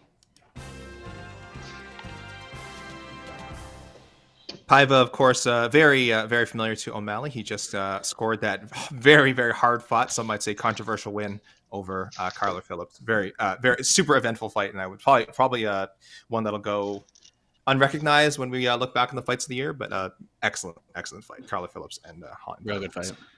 Yeah, should have been a draw. Should have been a draw, probably. Yeah, I agree. Probably I completely agree. You got to put a 10-8 in there, right? So 10-8 first round for sure. So Mike, you like this? You like this O'Malley Paiva fight? Because a lot of people seem to be all Paiva. Paiva. A lot of people are kind of like, poo-pooing it. So what do you like it so much? You think this is the right fight for O'Malley? I mean, the right fight was Cody Garbrandt. That was the right fight to make. Like where both guys were in their careers, like Garbrandt on the schneid, if you will. O'Malley kind of needing a name. Like, I understand the whole I'm the unranked guy, but considering where Garbrandt has gone at 135, I thought that thing lined up perfectly, because if Garbrandt had beat O'Malley, big win for Garbrandt, gets him back in the good graces of fans and in the division as a whole. It's not a huge loss for O'Malley because he's losing to a former champion. And I think O'Malley saw value in that, which is why he wanted Garbrandt to be good. So I thought that was the right fight. Without Garbrandt, I think this is a fine fight. Raulian Paiva is an exciting fighter. I mean, if you are a Contender Series nerd like I am, at least in the earlier seasons, his Contender Series fight, I'm trying to remember. Like, I'm a nerd to the point where I remember that Raulian Paiva was in that fight. I forget who he fought, but that fight was amazing. It was like it was a Mount Rushmore Contender Series fight. It was one of the best Contender Series fights ever. Paiva can kick to the legs. Paiva is a grinder, and he could take a shot, man. He could take a shot. This fight, I lean O'Malley to win the fight. I understand why the line is where it's at, but for those people who think like O'Malley's just going to go in there and just highlight reel Raulian Paiva in the first round, I don't think it's going to happen. I think Paiva is going to win at least one round in this fight, and I think he's going to test O'Malley. I think O'Malley is going to have to go the full 15 minutes to win this fight. I think it's a great test for him. I think O'Malley will win, but Paiva's really good on the ground. Paiva's a grinder. He could take a shot and he can give it back, and he's good at targeting the legs. And we know that O'Malley has been susceptible to taking shots to the legs over the years. We've seen it with Chito Vera. We saw it with Andre Sukumta. Now he's addressed those a little bit, but Paiva's absolutely going to take shots at that leg. And that's why I like it. I think it's a good test. I think it's a good step up. Like, you can argue that O'Malley should be fighting guys in the top 10. Like, I get why people like comparing him to MVP is silly, because O'Malley has fought some legit guys, and you can't throw the Chris Coutinho fight in his face because he wasn't supposed to fight Chris to begin with. Chris took the fight on less than a week's notice. But still, I mean, I think this is if you're not going to fight a top 10 guy, this is a great test against a guy who isn't getting enough credit. We're going to say, Jose? I think because I like this fight too, because people just forget Paiva has 21 professional wins, and yeah, I think it was like of those 21, like 14 or 15 have gone to a decision. So the dude has a lot of ring time. Has seen pretty much everything in there. I think the only knock is I wish he was fighting. O'Malley was fighting like a legit band. Like, when I say a legit bantamweight, I mean like, because Paiva was a flyweight that went up to fight at 135 on short notice, and he won, so he stayed there. It's kind of like Chris Curtis is like winning at middleweight, so he's a middleweight. I wish maybe O'Malley was fighting a physically like a bantamweight, but I do like this fight. On top, Paul. Oh, go ahead, Casey. I know what you're saying about the whole is he a true bantamweight, but then again, our main event are two featherweights fighting at a better weight class. So I wonder if Paiva is actually a bantamweight. I guess for that too is like I wonder. Like, I don't know. We've heard Dustin and Max say like the first few times they fought at lightweight, they didn't feel like a lightweight yet. They just felt like a kind of a bigger featherweight. And then Dustin eventually grew into being a lightweight. I still kind of see Paiva as a flyweight. Like if he keeps winning, eventually he could become that. But I still think he's so close to his last flyweight fight. I still just consider him a blown up flyweight. What Kyler Phillips was at bantamweight, correct? No, it was bantamweight. Yes. Okay. Replacement. Yeah. But yeah, I'm kind of in agreement. I would like to see Paiva go back down to 125 again. As much as we don't encourage extreme weight cutting, I just feel like he's just not. I don't look at him and see a guy who's like, oh, this guy should definitely struggle. I think he is a flyweight. And again, there's just some people have problems making weight. Maybe he just needs to spend time with the PI. I don't know. But this is a great fight for him. Great opportunity for him. If he wins again, you bet he's probably going to stay at 135. Yeah, I like the matchup as well. On Tapology, 87% are going with Sean O'Malley, 70% by knockout. So a lot of people are expecting this to be a highlight reel performance for Sean O'Malley. And Paiva, just obviously 13%. And most people are expecting him to win by decision, 47%. So, yeah, big. What are the odds? What are the odds here for more people thought he was going to knock out Paiva than Chris Matinho. Wow. Minus 310 for Sean O'Malley. Minus 310. And by the way, yeah. By the way, Julianna Paiva has never been stopped via strikes. There's a cut stoppage to Boncharin, but that was a cut. Yeah, he has never been stopped via strikes. He's been submitted, and he lost a split decision to Kai France. But other than that, yeah, now this is his UFC debut. Alan Nascimento was the Contender Series fight. If you're bored today, I highly recommend you go find that fight and watch it. It's awesome. It's so awesome. By the way, in our ongoing poll, who is the number one lightweight right now? It is neck and neck. Charles Oliveira, 53%. Dustin Poirier, 47%. So just right there. Wow. And when you consider that Charles Oliveira is the one with the UFC title, you wouldn't think it would be so close. It goes to show what Casey says. Title means nothing. We know this. But to a lot of fans, it does, though. I think that's fair to say. I think if you ask most people who is number one in a division, I think even in our rankings, the UFC champion is number one. Again, usually it has to do with the competition they have faced to get there. But this and bantamweight, and I think maybe this is. I know we have other ones where other people receive first place votes, but primarily this and bantamweight. Bantamweight a little more obvious. 205. That's a funny, but that's kind of a weird one though. Why? Well, some people have Prochazka. Yeah. That's weird. Right, and some people Why is that still, weird? He was the dream. I think some people still have Jan at number one too, if we're being honest. Over the champion. No, I'm not sure if Prochazka was No. Prochazka was the dream champ, so he's coming ahead as champion, hasn't lost since then. So he's still a champ. Dream sucks though. I mean, Dream. Ryzen. Ryzen sucks.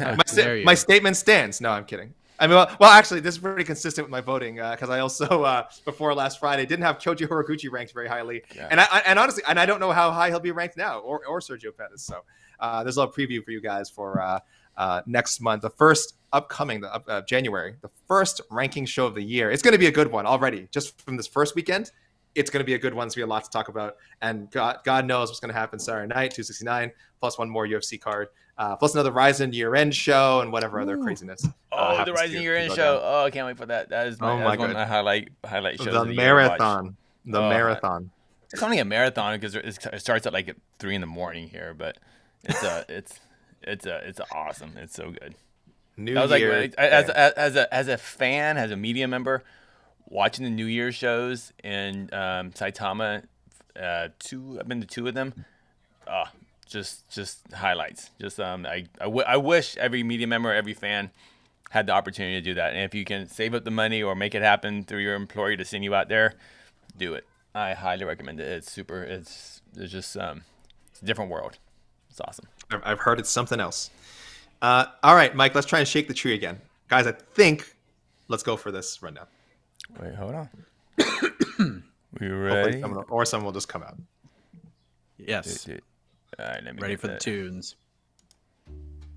Oh yeah, that's the one. Yes, UFC 269 going down tomorrow night in Las Vegas, Nevada. Main event: Charles Oliveira defends his title against Dustin Poirier. Oliveira weighed in at 155 on the nose. Poirier, the challenger, weighed in at 154.5. Amanda Nunes made weight 134.5 for her title defense against Julianna Pena, who weighed in at 135 for her first opportunity at a world title.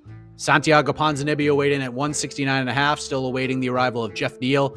Kai Kara France weighed at 125. He will welcome Cody Garbrandt to the UFC flyweight division. Garbrandt successfully made weight at 126. Sean O'Malley and Raulian Paiva both weighed in at 135.5. Josh Emmett is back for the first time since June 2020.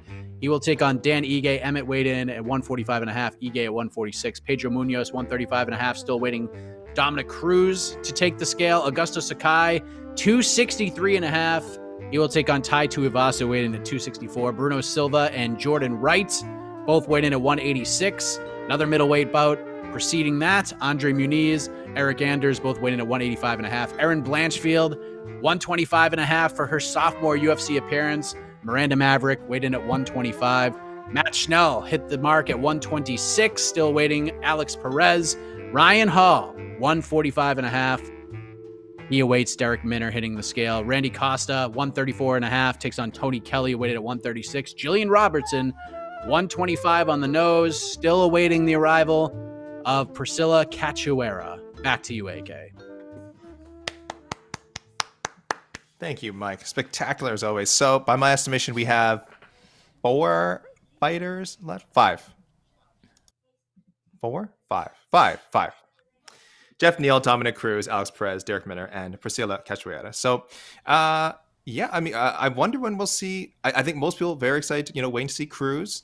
Geoff Neal, of course, having some legal issues to deal with lately. I think some people were surprised he was even kept in the card, but it's my understanding, he hasn't been. Has he been charged, Mike? He's been charged, right? I'm not sure. I think they're awaiting some sort of result. Yeah, he spoke about on media day. Exactly. But, Yeah, even if he's been charged, it's the UFC. Like they make the rules. So they offered. Obviously, you get the option of taking the breathalyzer or doing the blood test, and Geoff Neal chose to do the blood test. So they're just waiting on the results. So he could be cleared, or it could come back and he could be 0.08, and that would still legally be at the limit. Right. So right. Just waiting on those results. Yeah, so like we said, it wasn't super. I got a couple. But regardless of his legal issues, the UFC has no legal. I mean, I don't know. There's nothing in the rules that the UFC says that he shouldn't fight in the card. It's just. I mean, they could do whatever they ethical want. Yeah, they can do whatever they want. Whatever they want. Yeah, the UFC show. But they have not shown. I know what you're saying they haven't shown. There doesn't seem to be any mandate that any consistency necessarily with it. According to Stephen Rocco, he has been. According to Stephen, he's been charged. Case is playing out in court. Those are his words. Oh, okay. But yeah, to Casey's point, that sort of thing again. The UFC does generally take a wait and see, and sometimes never do anything. In these situations. So, but yeah, 5 people left. Should the UFC have pulled it from this card? Again, like we said, it's still underway, so it's nothing. There's certainly optics to it. There's different things. How's this work in other sports? We've wondered for the longest time, why does someone like Luis Pena get released or not? Over John outside Jones? the case thing, and John Jones doesn't. In other sports, they have like a paycheck that comes every month. So like for the Trevor Bauer situation, which is like a whole nother thing for the LA Dodgers, he got signed. He was obviously former Cy Young winner, and then all of this stuff came out. So they put him on quote unquote like leave. They just shelved him. They just didn't use him. They internally suspended him until it played out because they just didn't want him out there, because of the optics and answering questions and stuff. And then when they're waiting for as the process is happening, they just keep him on the shelf, and they even they could suspend his pay if they wanted to, but obviously the UFC is not in that same boat with their pay structure. Yeah, exactly. They're not under the same. It's a totally different financial obligation or lack thereof for the UFC. Well, when it comes to these ongoing cases. So, yeah, I got a few DMs asking if this fight was on this week, and I'm like, yeah, as far as we know, I understand why people would ask, but yeah, it's the UFC. nothing too severe under their eyes. Geoff Neal hasn't done anything too severe yet. So yeah, and like I said, by the time the case is over, it may turn out that nothing too severe was done. So but even regardless of the case, I mean, even if he's guilty or whatever, I mean, to me, it's UFC's, it's their business, their promotion, and if they feel it's okay for him to fight, no issue with it, honestly. Yeah. Yeah, I have a lot of issues with UFC, but I don't have any issues with the UFC's decision to let Geoff Neal fight. All right, guys, let's talk about, while we have time, because I'm sure we'll get, like I said, 5 more people to come in. Let's talk about our favorite fight in the card. That's not one of the championship fights, and that is not Ryan Hall, and that is not Ryan Hall versus Darrick Minner. Jose, can I go to you first if you're there? 1 second. All right. Just making sure that all of our excellent social content is out.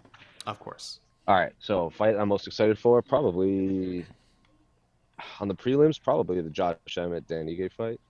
Okay. I think that's like the sleeper for fight of the night, because I don't think either of them have been in a boring fight in 5-6 years. And then, obviously Dominick Cruz, anytime he sees fights, I'm really excited. Arizona boy. I think a lot of people still consider him the greatest bantamweight ever. So anytime you can see the best do anything, I'm very excited. So probably those two, the top 2 fights, the ESPN Plus prelims. Yeah, that makes sense. There's a reason they put those fights there. It's definitely going to whet a lot of people's appetites to hopefully for the UFC purchase this pay-per-view. Casey, what do you think? What fights are you looking forward to outside of the big 3? Aaron Blanchfield, Miranda Maverick. I hate the fight, actually. Just 2 really, really good, very young prospects. I just don't like young prospects fighting in the UFC. I just don't think there's a reason that they should be fighting, but they're fighting, so I'm super excited for it. I thought Aaron Blanchfield's performance in her UFC debut was really good. She looks much more well-rounded than what I've seen her in Invicta, and Miranda Maverick is really coming into her own, too. And it sucks that one of them are going to have to lose, but I think it's going to be a great fight. And one or both these ladies will eventually be, I think they'll both be eventually top 5 fighters, and a good chance they're going to be fighting for the title. Beating Shevchenko is another story, but I think they're both going to be top 5 flyweights within the next couple of years. And also looking forward to, I love watching Dominick Cruz fight. Much like Amanda Nunes. I don't know how many more fights we're going to see Dominick Cruz in. So cherish them all. He's a unique dude, a unique fighting style, great history in this sport, pioneer in the bantamweight division, and so just I'm excited to watch him fight. Yeah, I was gonna say it's almost like an Aldo thing for me. Of course, a very different kind of fighter, very different style, but the same kind of thing. There's no one like him. No one fights like him. When Dominick Cruz is gone, it's gonna be a long time for us to see another Dominick Cruz. You have guys who have taken elements of his style, TJ Dillashaw, Corey Sandhagen, other fighters, but no one does it quite like him. There's the Dominick Cruz way of doing it. Some people might say they do it better, but but it's definitely not like him. And one of the handful of WC fighters still fighting, right? That's right. Him and Aldo, again, carrying that torch. Yeah, him and Aldo, yeah. How fun is it to watch these guys still doing it? Mike, give us your quote unquote sleeper / non-big 3 fight. I think Emmett Ige is one of the best fights on this entire card. I really like that matchup, and just for a number of reasons. 1, because the fight's awesome, and 2, because Josh Emmett's been trying so hard to get back and getting in before the end of the year, considering everything he's gone through this year. Pretty unbelievable. I didn't think there was a chance he'd fight this year, but here we are, and good on him for getting back in there. I liked some of the other picks. The only reason I'm not going with them, and maybe this is just me, I don't think either of those 2 fights are going to be all that competitive. I think Dominick Cruz is a stylistic nightmare for Pedro Munhoz. And I think that Miranda Maverick is I think Miranda Maverick's going to win rather convincingly. I think Aaron Blanchfield is an exciting prospect, and this is no disrespect to Sarah Alpar, there is a huge difference between Miranda Maverick and Sarah Alpar. I think Blanchfield is a future top 5 fighter as well. I feel, and I'm with you, Casey, I feel like that matchup it's a little premature for it, but this is what we got. I think Miranda Maverick is just ahead of her right now, and I think it's going to show. Randy Costa, Tony Kelly is a great fight. I really like it. Both guys just come to brawl. They come to fight. They come to make it exciting. And I have questions about this fight. I have questions about both of these guys. Most notably Randy Costa, because talent-wise on both these guys, and I don't think I'm saying anything crazy here, Randy Costa is a much more talented fighter than Tony Kelly. He just is. He's got the tools. He's got the size. He's got the length. He's got the technique. Randy Costa out of the first round is my question. And it's not because he's not in shape. and doesn't have the cardio and stuff like that. I mean, just you saw him on the scale. Dude's ripped to shreds. But Tony Kelly's a dog, man. That guy's a dog. And the longer this fight goes, the more it's going to favor him. So if Randy Costa can go a full 15, that's one of the questions I have. We know Tony Kelly can go a full 15, and he's really hard to get out of there. So that's going to be a war, man. And I have some questions about both of those guys, most notably Costa, and I think we're going to get some answers tomorrow night after these two fight. Do we know why Tony Kelly hasn't fought in over a year? He was hurt. Just hurt? Okay. Bummer. Yeah, it's a couple injuries. He was booked once or twice and had to pull out with injuries, so that's a great fight. That's a perfect piece of business for both guys. Yeah, I do. I vague because it's been a while, so I kind of vaguely remember his performances. But I'll throw one more. I'll throw one more out there. Okay. Yeah, give it. I'll throw one more out there because I dare you. I'll throw one more out there because I think there could be a potential upset right off the bat. I think Priscila Cachoeira is getting undervalued. I think she's being a little disrespected, if we're being honest. Gillian Robertson is a minus 410 favorite against Priscila Cachoeira. The comeback on Priscila Cachoeira is plus 310. That line's ridiculous. It's egregious, in fact. That line should be much closer. So I'm not one that plays the ponies. However, if you are one that plays the ponies and you want to take an early shot on an underdog, I think there's a lot of value on Priscila Cachoeira.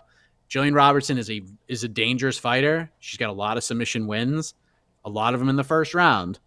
But we saw Cachoeira, her ability to withstand some punishment, to battle through adversity, that can be kryptonite for Gillian Robertson. It really can be. Gillian has a hard time fighting out of the first round. She's very dangerous in those first 5 minutes, but Priscila Cachoeira can take a licking and keep on ticking, to be as cliche as possible. So a plus 310 price tag on Priscila Cachoeira in this type of a matchup, I think there's some value there. I think we could be poised for an upset right away. Good piece of business. I'm not saying that this is definitely going to happen, that Gillian's definitely going to lose, but I think there's outstanding value on Cachoeira here. Yeah, a lot of people are still holding, Cachoeira's UFC debut against her. She was thrown into the wood chipper against Valentina Shevchenko. I think if anyone debuted against Valentina Shevchenko, they probably weren't going to look that good. Yes, she, took a while to still get a win after that, but she has looked good her last two fights. I agree. Pretty lively. Yeah, I agree. Pretty lively underdog there. And a better fighter than people think. Again, she fought Shevchenko that first fight and some other tough competition. So I'm not sure what people expect. But yeah, I love your enthusiasm for Priscilla, but I do think it's going to be Robertson. I do agree with the line. I think it's going to be pretty one-way traffic. But if Cachoeira can do it, good for her. Mike, of course, you also mentioned... Everyone said that about Mazzani, too. Yeah, but who's the only one on the MMA fighting staff? The only one on the MMA fighting staff who picked Priscila Cachoeira against Gina Mazzani. This guy right here. Mike, you also mentioned Costa and Kelly. Look, okay. Look at the bantam. I'll leave Gina Mazzani. Let's move on. Look at the bantamweight fights in this card. I mean, the men's bantamweight fights in this card. O'Malley, Paiva, Munhoz, Cruz, and Costa. We are spoiled. We are spoiled by the best division in all of MMA.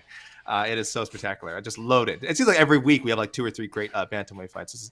But I will showcase, guys. We didn't mention at all the 2 middleweight fights, which I find both extremely intriguing. Yeah. Again, Munhoz is really, again, I guess it's been a long time. It's been because the Jacare fight happened, he wasn't able to follow up right away. That was February? That's February, right? February or March, right? No, May. May. Okay, well, that's how crazy it feels to me. Like it was a year ago. Yeah. Someone had to remind me that it was this year, and not just because I have the worst memory in the world, but also it just so much has happened, in a month now in the UFC. So yeah, that to submit Jacare and then score another big win on a big card like UFC 269 will be huge for Andre Muniz, a guy a lot of people are already putting sort of in their top 12, potentially top 10 at 185. He does feel like fresh blood, and he has a skill that is clearly a step above everybody else. But I love the Bruno Silva Jordan Wright matchup. I mean, this is going to be either a first round knockout. It's gonna be fun. Or one of those just crazy middleweight matchups where something weird happens, or both. We get something weird happens and we get a crazy knockout. Amazing matchmaking on that part. I do wish Chris Curtis was here to step in for one of these 185ers, and I think that would have been hilarious. But I'm also glad the fight stayed intact. So really, we mentioned almost every. Again, you could pick pretty much any fight on this card, any of these 15 fights, and you could sell it to me as a compelling matchup, as a reason to tune in to ESPN Plus, ESPN2, or again to purchase the pay-per-view. So awesome card, awesome pay-per-view for the UFC to end the year. And I know they have another card, but I'm saying their last pay-per-view of what's been a very, very eventful 2021. Okay. Remind me. I really like Munhoz and Anders. That's a really interesting fight. Yeah. I think Eric's. I think I like fight ready Eric Anders. I think he's always talking about getting better every fight. All he does is talk about his jiu-jitsu, Eric Anders, and never uses it. So let me see it. Let me see it, Eric. That's a good fight. I think it's a really good against fight. This guy. And Silva and Wright are just exciting guys. I don't think that fight's going to be all that competitive. I think Munhoz and Anders is going to be pretty. Silva, Wright. You don't think it's competitive? Which way? I think Silva's going to win. Oh, pretty handily. All right. No offense to Jordan Wright. I'm sure Jordan Wright will take offense to that. Yeah, and you're gonna Bruno get work, just has bro. so many ways to win. I got you, man. I got He you. ain't showing up on what we got Just next. has so many ways to win. He ain't So showing many up on what we got ways. next. Interesting. That's right. Munhoz behind I forget his name. The French middle, the guy who just beat up Shabazian. No, Shabazian. The guy who just beat up Shabazian. Imanov. How do you say his name? Yeah. Imavov. Nassourdine Imavov. Nassourdine. Him and Munhoz, I think, are the two best middleweight prospects right now. I expect both of them to be top 5 guys. I'm not so sure about Munhoz, but if he's as good as I think he is going to work Anders pretty good, and we're going to see a lot more of him. Munhoz, it's funny though. Munhoz is almost like beyond prospect at this point. I feel like he has so much so much pre-UFC experience. Again, it's just he's sort of broke out over the last couple of years. But I know what you mean. A new, fresh contender, sort of the fresh contender. Yeah, well, prospect in the sense, the fresh contender, not prospect in terms of how good he is. Yeah, in the UFC, in the UFC. Guys who could challenge, really could be 2 fights away from a title shot. Guys who, honestly, if you're Israel Adesanya, I'm sure he's not losing sleep over an Andre Munhoz, but a kind of guy who presents a stylistic matchup for if that fight were ever booked, everyone would be saying, if this fight goes to the ground, he's dead, right? That's would be, and vice versa. If it stayed in the feet, Andre Munhoz would be dead. So don't be surprised if that fight happens either late 2022 or 2020 in 2023. These guys are, like you said, these guys are very promising. Same with Bruno Silva. I think Bruno Silva is so much fun to watch. He's won a championship for M1. Again, not a rookie at all, and we'll see how he does against Jordan Wright, who is a bit younger, a bit more fresh than him, but could surprise him. But yeah, all these cards are great. Sakai Tuivasa is a lot of fun. I'm really excited for Perez Schnell, but we are below the 30-minute mark, and there's been no update from our last time. Yeah. We are still waiting for Geoff Neal, Dominick Cruz, Alex Perez, Darrick Minner, and Priscila Cachoeira. Casey, I don't see a lot of questions. Who weighs in next? Yeah. Any guesses? There's a good one. Mike, what do you think? Search party for Darrick Minner. Search party for Darrick Minner. I think Minner will be next on the scale. You think Minner will be next? I was so excited about Hall Minner because in my mind I thought Minner would beat Elkins, but then I realized, oh wait, it was Elkins that had the amazing comeback. I'm still excited. I'm so excited, but I was like, oh no. I was like, oh, Minner broke Elkins. I was like, oh no, I got that totally switched. Damn it. Do you think Elkins is fighting next week? Who's he got next week? Cub Swanson. Oh my god! Is it co-main? Is it the co-main of that card? I don't think so. It's main card. I think Wonder Boy Bilal is. Oh yes. Yeah. See, I told you. No, I'm not even looking ahead yet. Victor Henry's making his UFC debut next week. Super exciting. Casey, who do you think comes out next? Minner? Who do you got? Dom? It's gotta be Dom. I think Alex Perez, he's having a tough weight cut. He's gonna be one of those like last minute guys. What's going on with Geoff Neal? Geoff Neal obviously had some health issues as well. Yeah, he's had some health issues. We got the legal stuff. He's had some serious health issues. Yeah, so. I hope he's okay. And I'm gonna say Cruz. I'm gonna say Dom. Has Dom missed weight? Is he? I don't recall him. No. Or even like being, it's like, whoa, he could get the towel. I don't recall any time really. Like it looked close. Jonk in the comments says Dom Cruz is busy studying tape. Please give him another 15 minutes. I like that. See that? Take that, Cormier. See that? Even on a day he's supposed to fight, he's still using the extra time to study tape. Jose, you got the inside scoop down there. Any idea who will be showing up next? None. Like None. What's your guess? What's your guess? there's a lot of Cruz. Cruz. Okay. I think we see Alex Perez. I think Alex Perez is going to come out soon. Not sure what would be taking him so long. Again, look, 125. What do you mean? He's cutting weight. What's taking him so long? What do you Man, I don't know. He could have. What do you mean? He could got a be flat binging. tire. He's like, he could can't be get the lug binging. nut off. What are you talking about? He I could don't be know what's taking him binging. so- It's like, man, this show made is so addictive. I got to just watch one more episode. Give me 15 minutes. I left on a cliffhanger. God, one more episode. I'm in the middle of watching The Power of the First- Dog. Just leave me alone. What? How was that? It's his first fight in So first good. fight in It's over so a good. year. Give him a break. This is true. First fight This in is over true. a year for Alex Yeah, Perez. yeah. He got injured, right? He got injured in that fight, right? Or after? He was this is the third time they try to book this fight. Perez injury, then he was booked with Askar Askarov. Askar Askarov had to pull out. Then they booked it for Schnell for September, and then they just rescheduled the bout until now. They just pushed it back 3 more months. Trying to see, is there anyone else coming off a long layoff? Cody Garbrandt, obviously. This will be Cody's Tony first. Kelly. Tony Kelly was that over? Oh yeah, since Fight Island some time ago. Well, when's the man in Nunes? Garbrandt's not that long of a layoff, right? Oh no, May? he fought Font. I totally forgot the Font fight. That's right, he fought Font, yeah, and did not go well for him. Other than that, I think. Oh yeah, I think it's Tony Kelly. Tony Kelly might be the longest layoff. Then? Yeah, Tony Kelly. Alrighty then. You know, I'm like, now yeah, that we get to unfortunately. the end of the year, We got movement. Bob Bennett's coming back out. Embedded setting Alex up, Perez. and it's Alex on Perez. standby. embedded. Nope. If embedded is Yeah. there, That's it's dumb. probably It's dumb. Cruz. It's Cruz. It's dumb. Jeff Nope. Neal. Oh, You're Jeff all Neal. wrong. Jeffrey Neal, Next fight not to the scale, competing on pay-per-view on the main card in the UFC's welterweight division, 12th ranked Geoff Hands of Steel Neal. Neal, not the one true Neal. He did have to. He did cede that to Neil Magny in the Neal on Neal matchup, but still a fine Neal. As far as Neals go, Jeff Neal's still up there.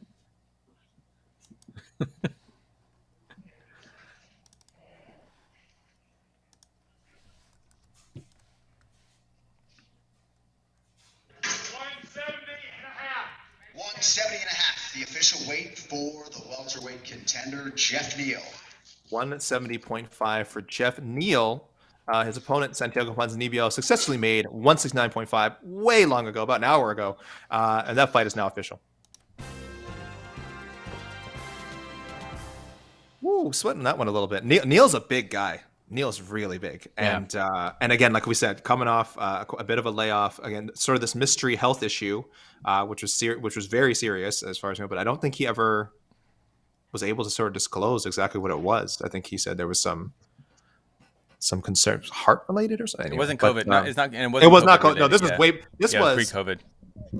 Yeah, this was a long time ago when he was coming down with these issues. So, but good to see him back, make weight again. As the Jose Young's disclaimer, we must say, as we've said, a lot of these fights are official. Nothing is official technically until the two men step into the cage and touch gloves. And we must clarify again: both men step into the cage. When both men step into the cage, then we can actually say, okay, this fight is happening. So, just waiting now. So all my official winning music that means nothing. It means nothing.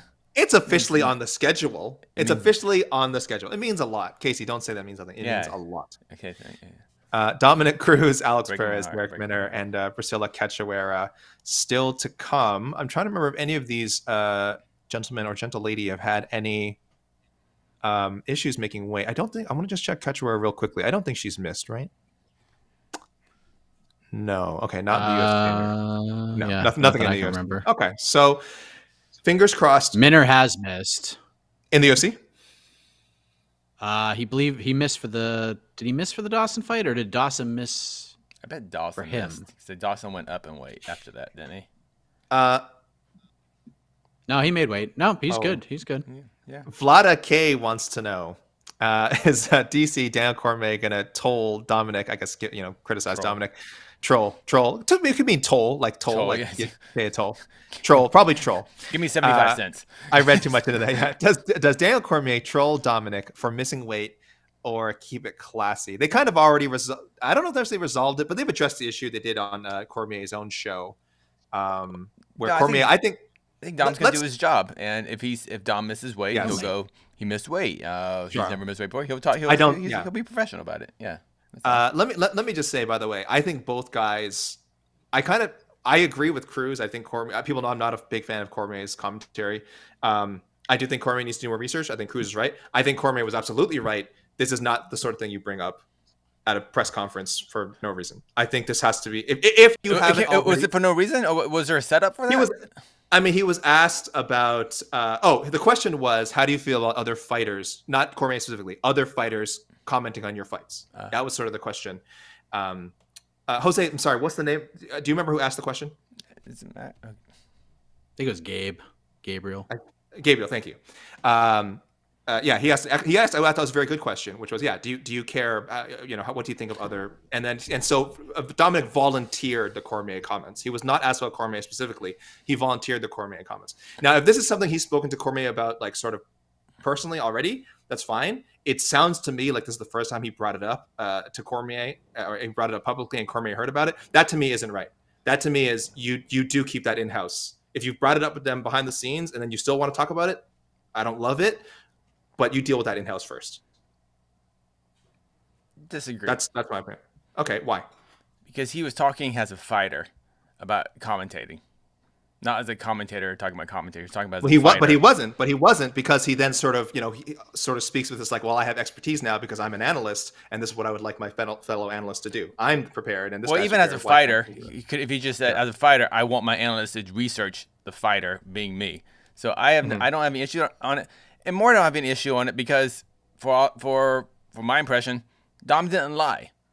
Dom didn't bullshit. That doesn't matter. And to me, and that's why I like MMA. This is all that's why I like pro wrestling. That's theater. I like MMA because this shit is real. And it's gonna be real on the mic too. And that's why I like it. This is theater that can't pay off. It has no in-cage payoff. So the theater to me does nothing. It doesn't make me want to watch the broadcast more because I want to see them bicker publicly. Like I would let me go this way. I would never do something like this to someone in MMA fighting. If I had an issue with one of you guys, and we talk to each other all the time in our Slack privately about if we like have critiques for each other's work. We do this all the time. We're very honest with each other. But I would never first, if I hadn't mentioned it to you first, Casey, go like, yeah, Casey really needs to work on his video editing. Like I wouldn't like tweet that out. I wouldn't tweet like, I love the MMA fighting crew. They do a great job. Casey Lyden could work on his video editing or whatever. His mustache wasn't looking that sharp on last night's show. But you're at a press conference and they ask you, hey, what do you think about the video editing on the project about you? I'd say I think Casey did a great job. So you would lie? Absolutely. See, there's something I don't like that. I know what you're saying. You're saying. I think you dislike it even more if I called you out publicly. I do not think you would enjoy that. You would rather I came to you. I've worked with Dom, and I understand what Dom said especially in that video package they did with DC. I've done videos of Dom. I've been at his home, done and I get Dom. Dom's a unique dude, and he is very blunt. Like almost he's rudely blunt in a normal person sense. But these aren't normal people. These are not normal people. Mike, go ahead. It did pay off this thing did pay off for somebody. It paid off for Daniel Cormier. Yeah. You know how many views that video got? By far the most viewed video he's had on his YouTube channel. So he got paid for this.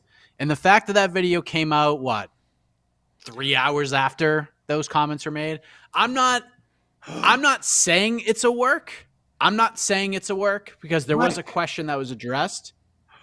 But Daniel wasn't that offended if he's out there. He didn't see he saw green. He saw green. He took advantage of a situation.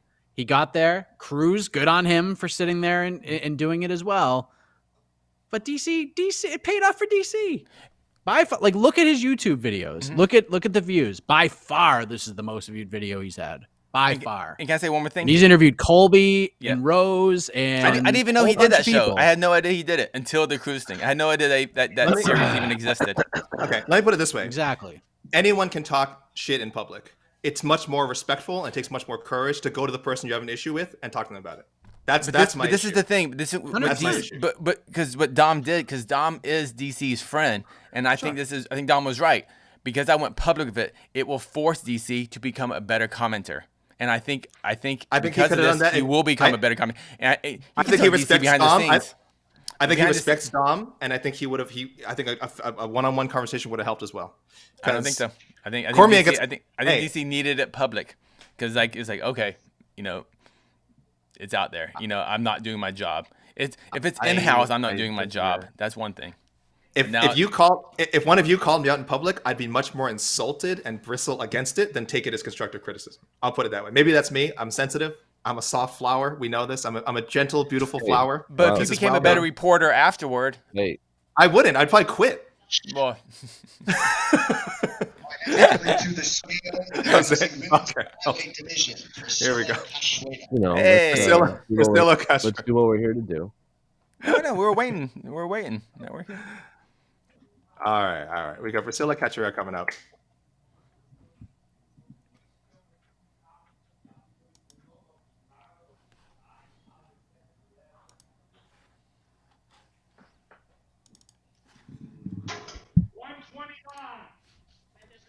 $129, the official weight for Priscila comes weight at 3 pounds One- over the flyweight limit. 129, 3 pounds over. Hold the music. Gillian Robertson did make weight early at 125, guys. There's certainly a possibility this fight will go forward, of course, as a catch weight, likely with Cachoeira forfeiting, I would say 30% based on the being 3 pounds over. But we don't know. It's possible the fight doesn't happen at all. So that one is not official. Let us be clear. That fight is not. Holy. That came in hard. Hey, 129. If it was 126, it would have been a little lower. 129. lower. I turned the volume to 11. Well, 126, we would have played the celebratory music. Yeah, Oh my 126.1. Okay. You know, 129. Sorry, I got it. All right. Next I hope. fighter to the scale is the former two-time UFC bantamweight champion of the world and the Ah. 9th-ranked bantamweight contender at present. Speak of the devil. Dominator Dominick Cruz. Speak of the devil. Dude, he's 135 on the nose.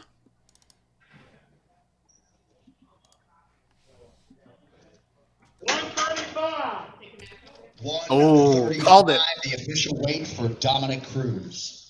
135 championship weight. This man is not done making statements for titles. 135 for Dominick. No doubt about it. And that means his fight with Pedro Munhoz is now official. So good news there. Like I said, one of the fights we're most excited about, Cruz versus Munhoz. Unfortunately, that came shortly after Priscila Cachoeira not making weight, 3 pounds over the flyweight limit. We kind of discussed had she missed before in the UFC. No, she hadn't.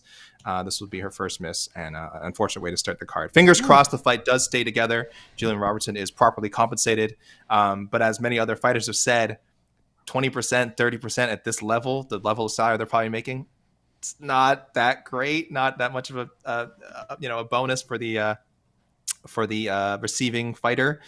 But I'm sure Gillian also wants to have a chance in a win bonus and just to be able to compete on Saturday. So very likely we see that go through, but we don't know. Only waiting now on Alex Perez and Darrick Minner, a couple of the preliminary fighters. Mike, I think you can give us a quick rundown before we get down to this final 10 minutes here. We ready for Yes, we're waiting on Alex Perez and Darrick Minner. Back to you, AK. Just kidding. Just waiting for those fiery tunes. All right, what we got here? Here we go. Let's go. UFC 269. Oh, that's the one right there. That's the one. Here we go. That's right. Charles Oliveira versus Dustin Poirier for the lightweight championship of the world. The champ went at 155. The challenger, Dustin Poirier, 154.5. Bantamweight champion Amanda Nunes waited at 134.5 for her co-main event title defense against Julianna Pena. Pena waited at 135 and was the very first to the scale. Geoff Neal, 170.5, takes on Santiago Ponzinibbio, who weighed in at 169.5. Kai Kara France, 125, will welcome Cody Garbrandt to the UFC flyweight division. Garbrandt weighted at 126. Sean O'Malley and Raulian Paiva both weighted at 135.5. Josh Emmett back, 145.5, takes on Dan Ige at 146. Pedro Munhoz, 135.5. We just saw Dominick Cruz weigh in at 135. Augusto Sakai and featherweight division, Darrick Minner. And there's Darrick Minner. So keep the music going, I guess. I don't know. I feel like Charlie Brown's walking down the street towards the Christmas. Thank you, Mike. Thank you. Listen, Mike, you made this happen. All right. It's not looking good.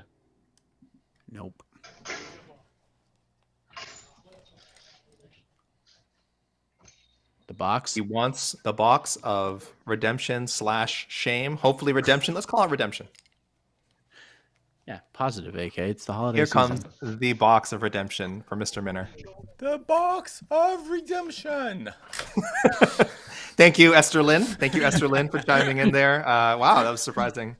Esther Lynn appearance. Sounding lovely as always. My goodness. 146, the official weight for a Redemption! We have box of redemption music. Oh, we don't need it because we can just say he made it. His fight with Ryan Hall, 145.5. Their fight is official. Ooh, he does not look he does not look happy right now. He wants to get back and eat and drink something right now. Oh my! We would he need made it. We would need a Cool in the Gang celebration. That would be the only one that would have worked in that situation. Is that legal? Can we use a sample of that? 146. No. We'll pay the royalties just for the Darrick. Just for that. Charities 146 are okay though. Yeah. for Darrick Minner. Yes, his fight's official. And just waiting now, Alex Perez. I think, Mike, you're almost on your way running down the whole thing. Yeah, we've had one miss past Priscila Cachoeira. We've got movement. Here we go. Could be done here, guys.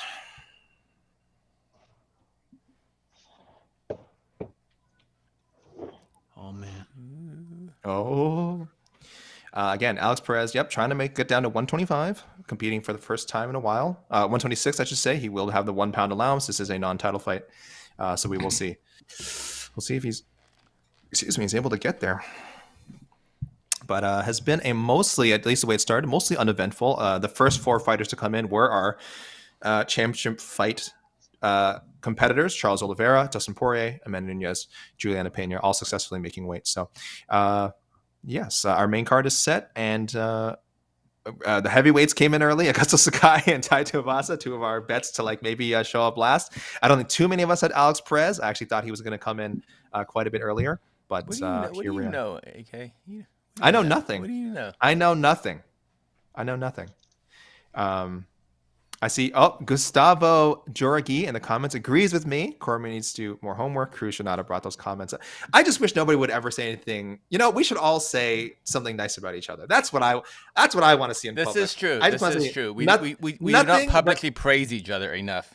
Listen, if you're gonna talk crap about me, don't do it in public and don't do it to my face. Do it behind my back and make sure I never find out about it. That's all. That's how we should live our lives. That is how society should work. Oh, I just got hold on. I just got a question on Twitter. Hold on, I got to read this because it's for Casey. From @BZ Drippin. This is for Casey, myself, and Mike, but really only for Casey. And well, they tagged EKC Media. I think they meant EKC. Another gentleman with a nice mustache, though, so I could see how you guys can be mistaken. Anyway, Casey, you're the only one who can answer this. Have any of you ever cut weight? You want to. Mm-hmm. You want to if your upcoming fight. So I'll be doing a lightweight cut. I want to do a kind of a real weight cut, but I'll probably do like a 5 pound weight cut. Because for amateurs, you weigh in the morning of the fight rather than a full 24 hours. So it's more like 7-8 hours, maybe 4. I'm not actually 100% sure. So the weight cuts are smaller. So I'll be doing a small weight cut. So, and my coaches, they're like, well, you've never fought after a weight cut or really even had a hard workout after a weight cut, so they're going to keep it pretty light. So that's your answer. Okay, there we go. But and again, when how about you? Have you cut weight, AK? I'm trying to lose weight right now, and it's going okay. I'm on a miserable no fruit, no sugar diet. I drink a lot of water, and I'm having the worst time of my life. But I've lost a few pounds. So yay. I'm so happy right now. I'm sorry, but I support anyone, by the way, who's trying to cut weight. I'm so happy right now. I'm just being a little B word. I apologize. Anyone who's trying to lose weight, go for it. I know it's a really hard thing to do, and for anyone just trying to get healthier and lose weight and change your diet, good for you. Especially during the holidays. Boy, I know it's tough, guys. But you were asking me. I think my fight's going to be sometime toward last 2 weeks of February. There's still working soon. Yeah. Dude, that's soon.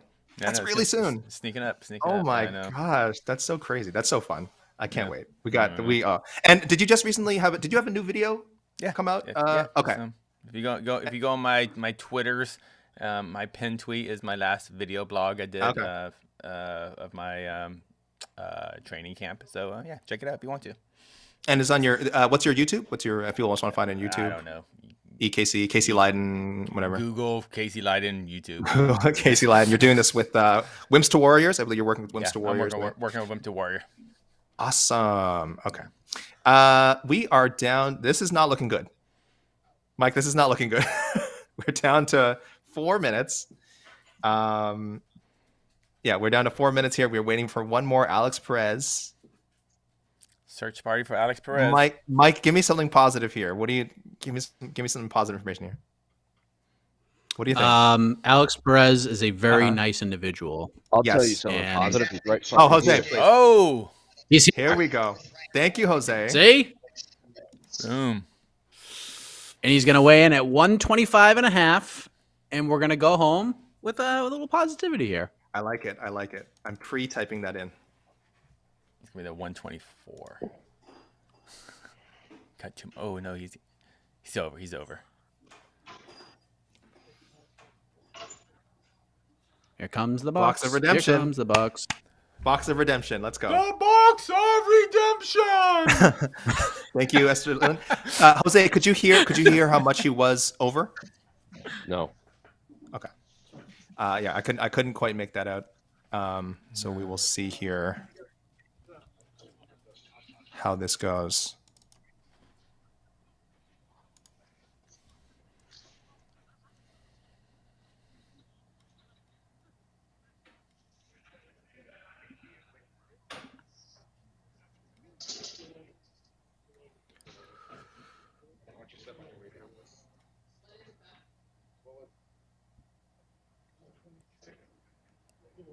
$127. 126.25.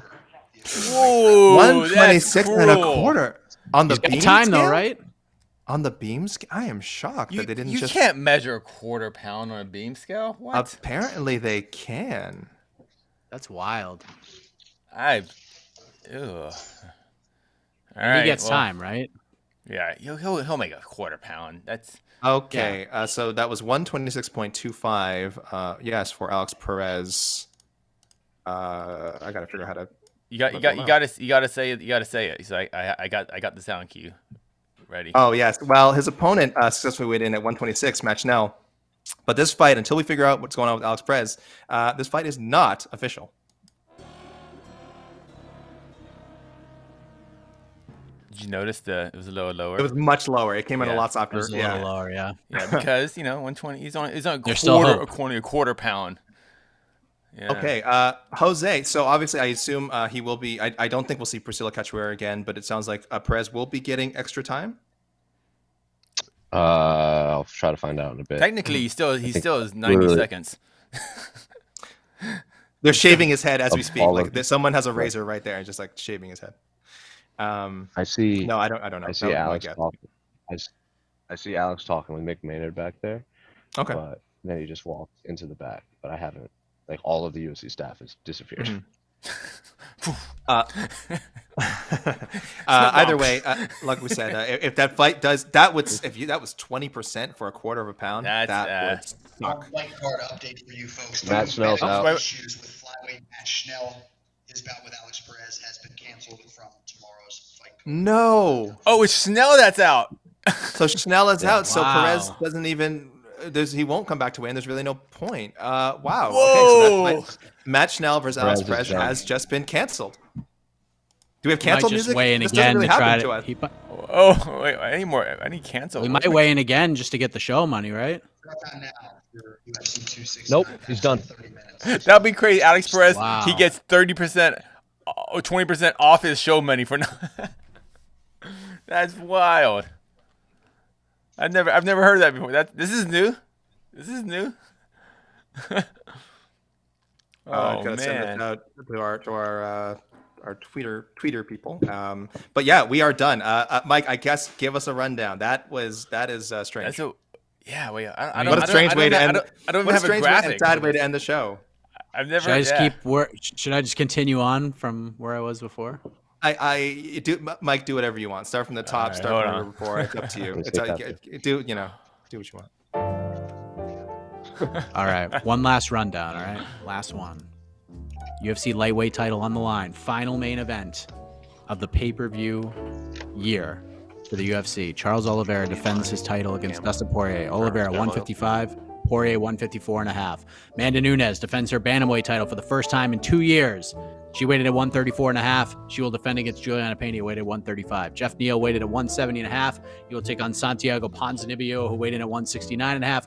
Kai Kara-France, 125, takes on Cody Garbrandt, who weighed in at 126 for his flyweight debut. Sean O'Malley and Julian Paiva both weighed in at 135.5. Josh Emmett is back. He will take on Dan Ige. Emmett at 145.5. Ige at 146. Pedro Munhoz, 135.5.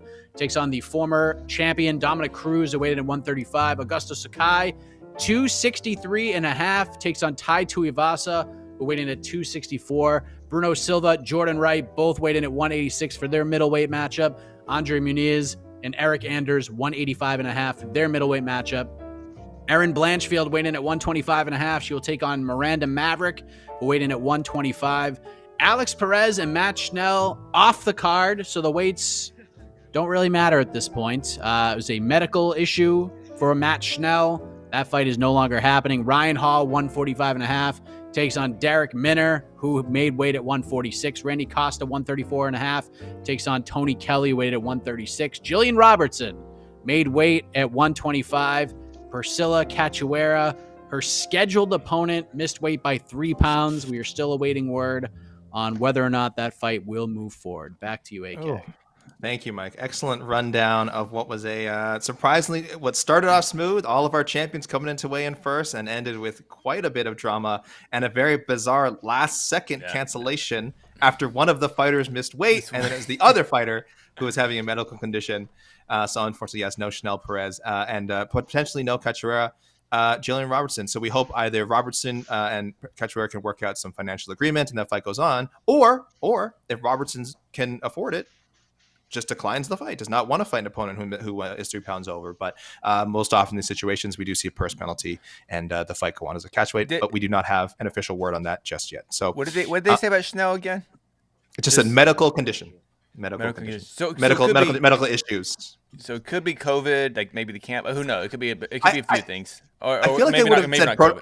Yeah, I think they would have said COVID protocol. Like they Okay. wouldn't say who anyone had it, but they would say COVID protocol at first. Again, we don't know that it's not that. It's just I think that's where they probably would have mentioned it. Just kind of wondering. They even suspected it. Yeah, because they kind of jumped the gun with that last week, saying COVID protocol about another fighter, and it turned out to just be again a vague, a medical condition, unspecified. But anyway, thank you everyone. Thank you everyone for joining us this morning for the weigh-ins, which took the entire 2 hours. We know it's the holiday season. You guys are busy. We love you guys tuning in to watch. The start is still loaded, even if it turns out to be only 14, 13 fights. We will have, of course, the ceremonial weigh-ins and the stare-downs later. Stay tuned for that. Jose Youngs, of course, will be on site, as he has been all week. And there will be a preview show later. What's our format for that, Mike? Do we know what we're doing for preview show? You guys are doing I think we're going to do the usual. Yeah, we are going to do the the usual thing. Yeah. Does that include me? Will I be there? No. No, Sean will be there. Oh, no, you guys will be there. Sean and I will be at the World MMA Awards okay. Thank you. Las Vegas. Oh, this will be ahead of the World MMA Awards. So there you go, guys. Stay tuned for that. MMA fighting up for a few awards. So I hope you guys voted. We want to see our names up on those fancy trophies. And I know this team deserves it. But for Jose Youngs on site, for Mike Heck, for EKC Lighten, and for myself, Alex K. Lee, we are signing off from the UFC 269 official weigh-in. We'll see you later. You'll see a lot more of us later. AK, sing us out. Okay. I gotta wait for this music to go away. Jeez. Oh, yeah. Go. For anyone who missed the intro, it's the most wonderful time of the year.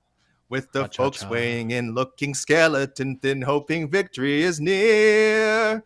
It's the most wonderful time of the year. There you go, guys. Hallelujah. Enjoy.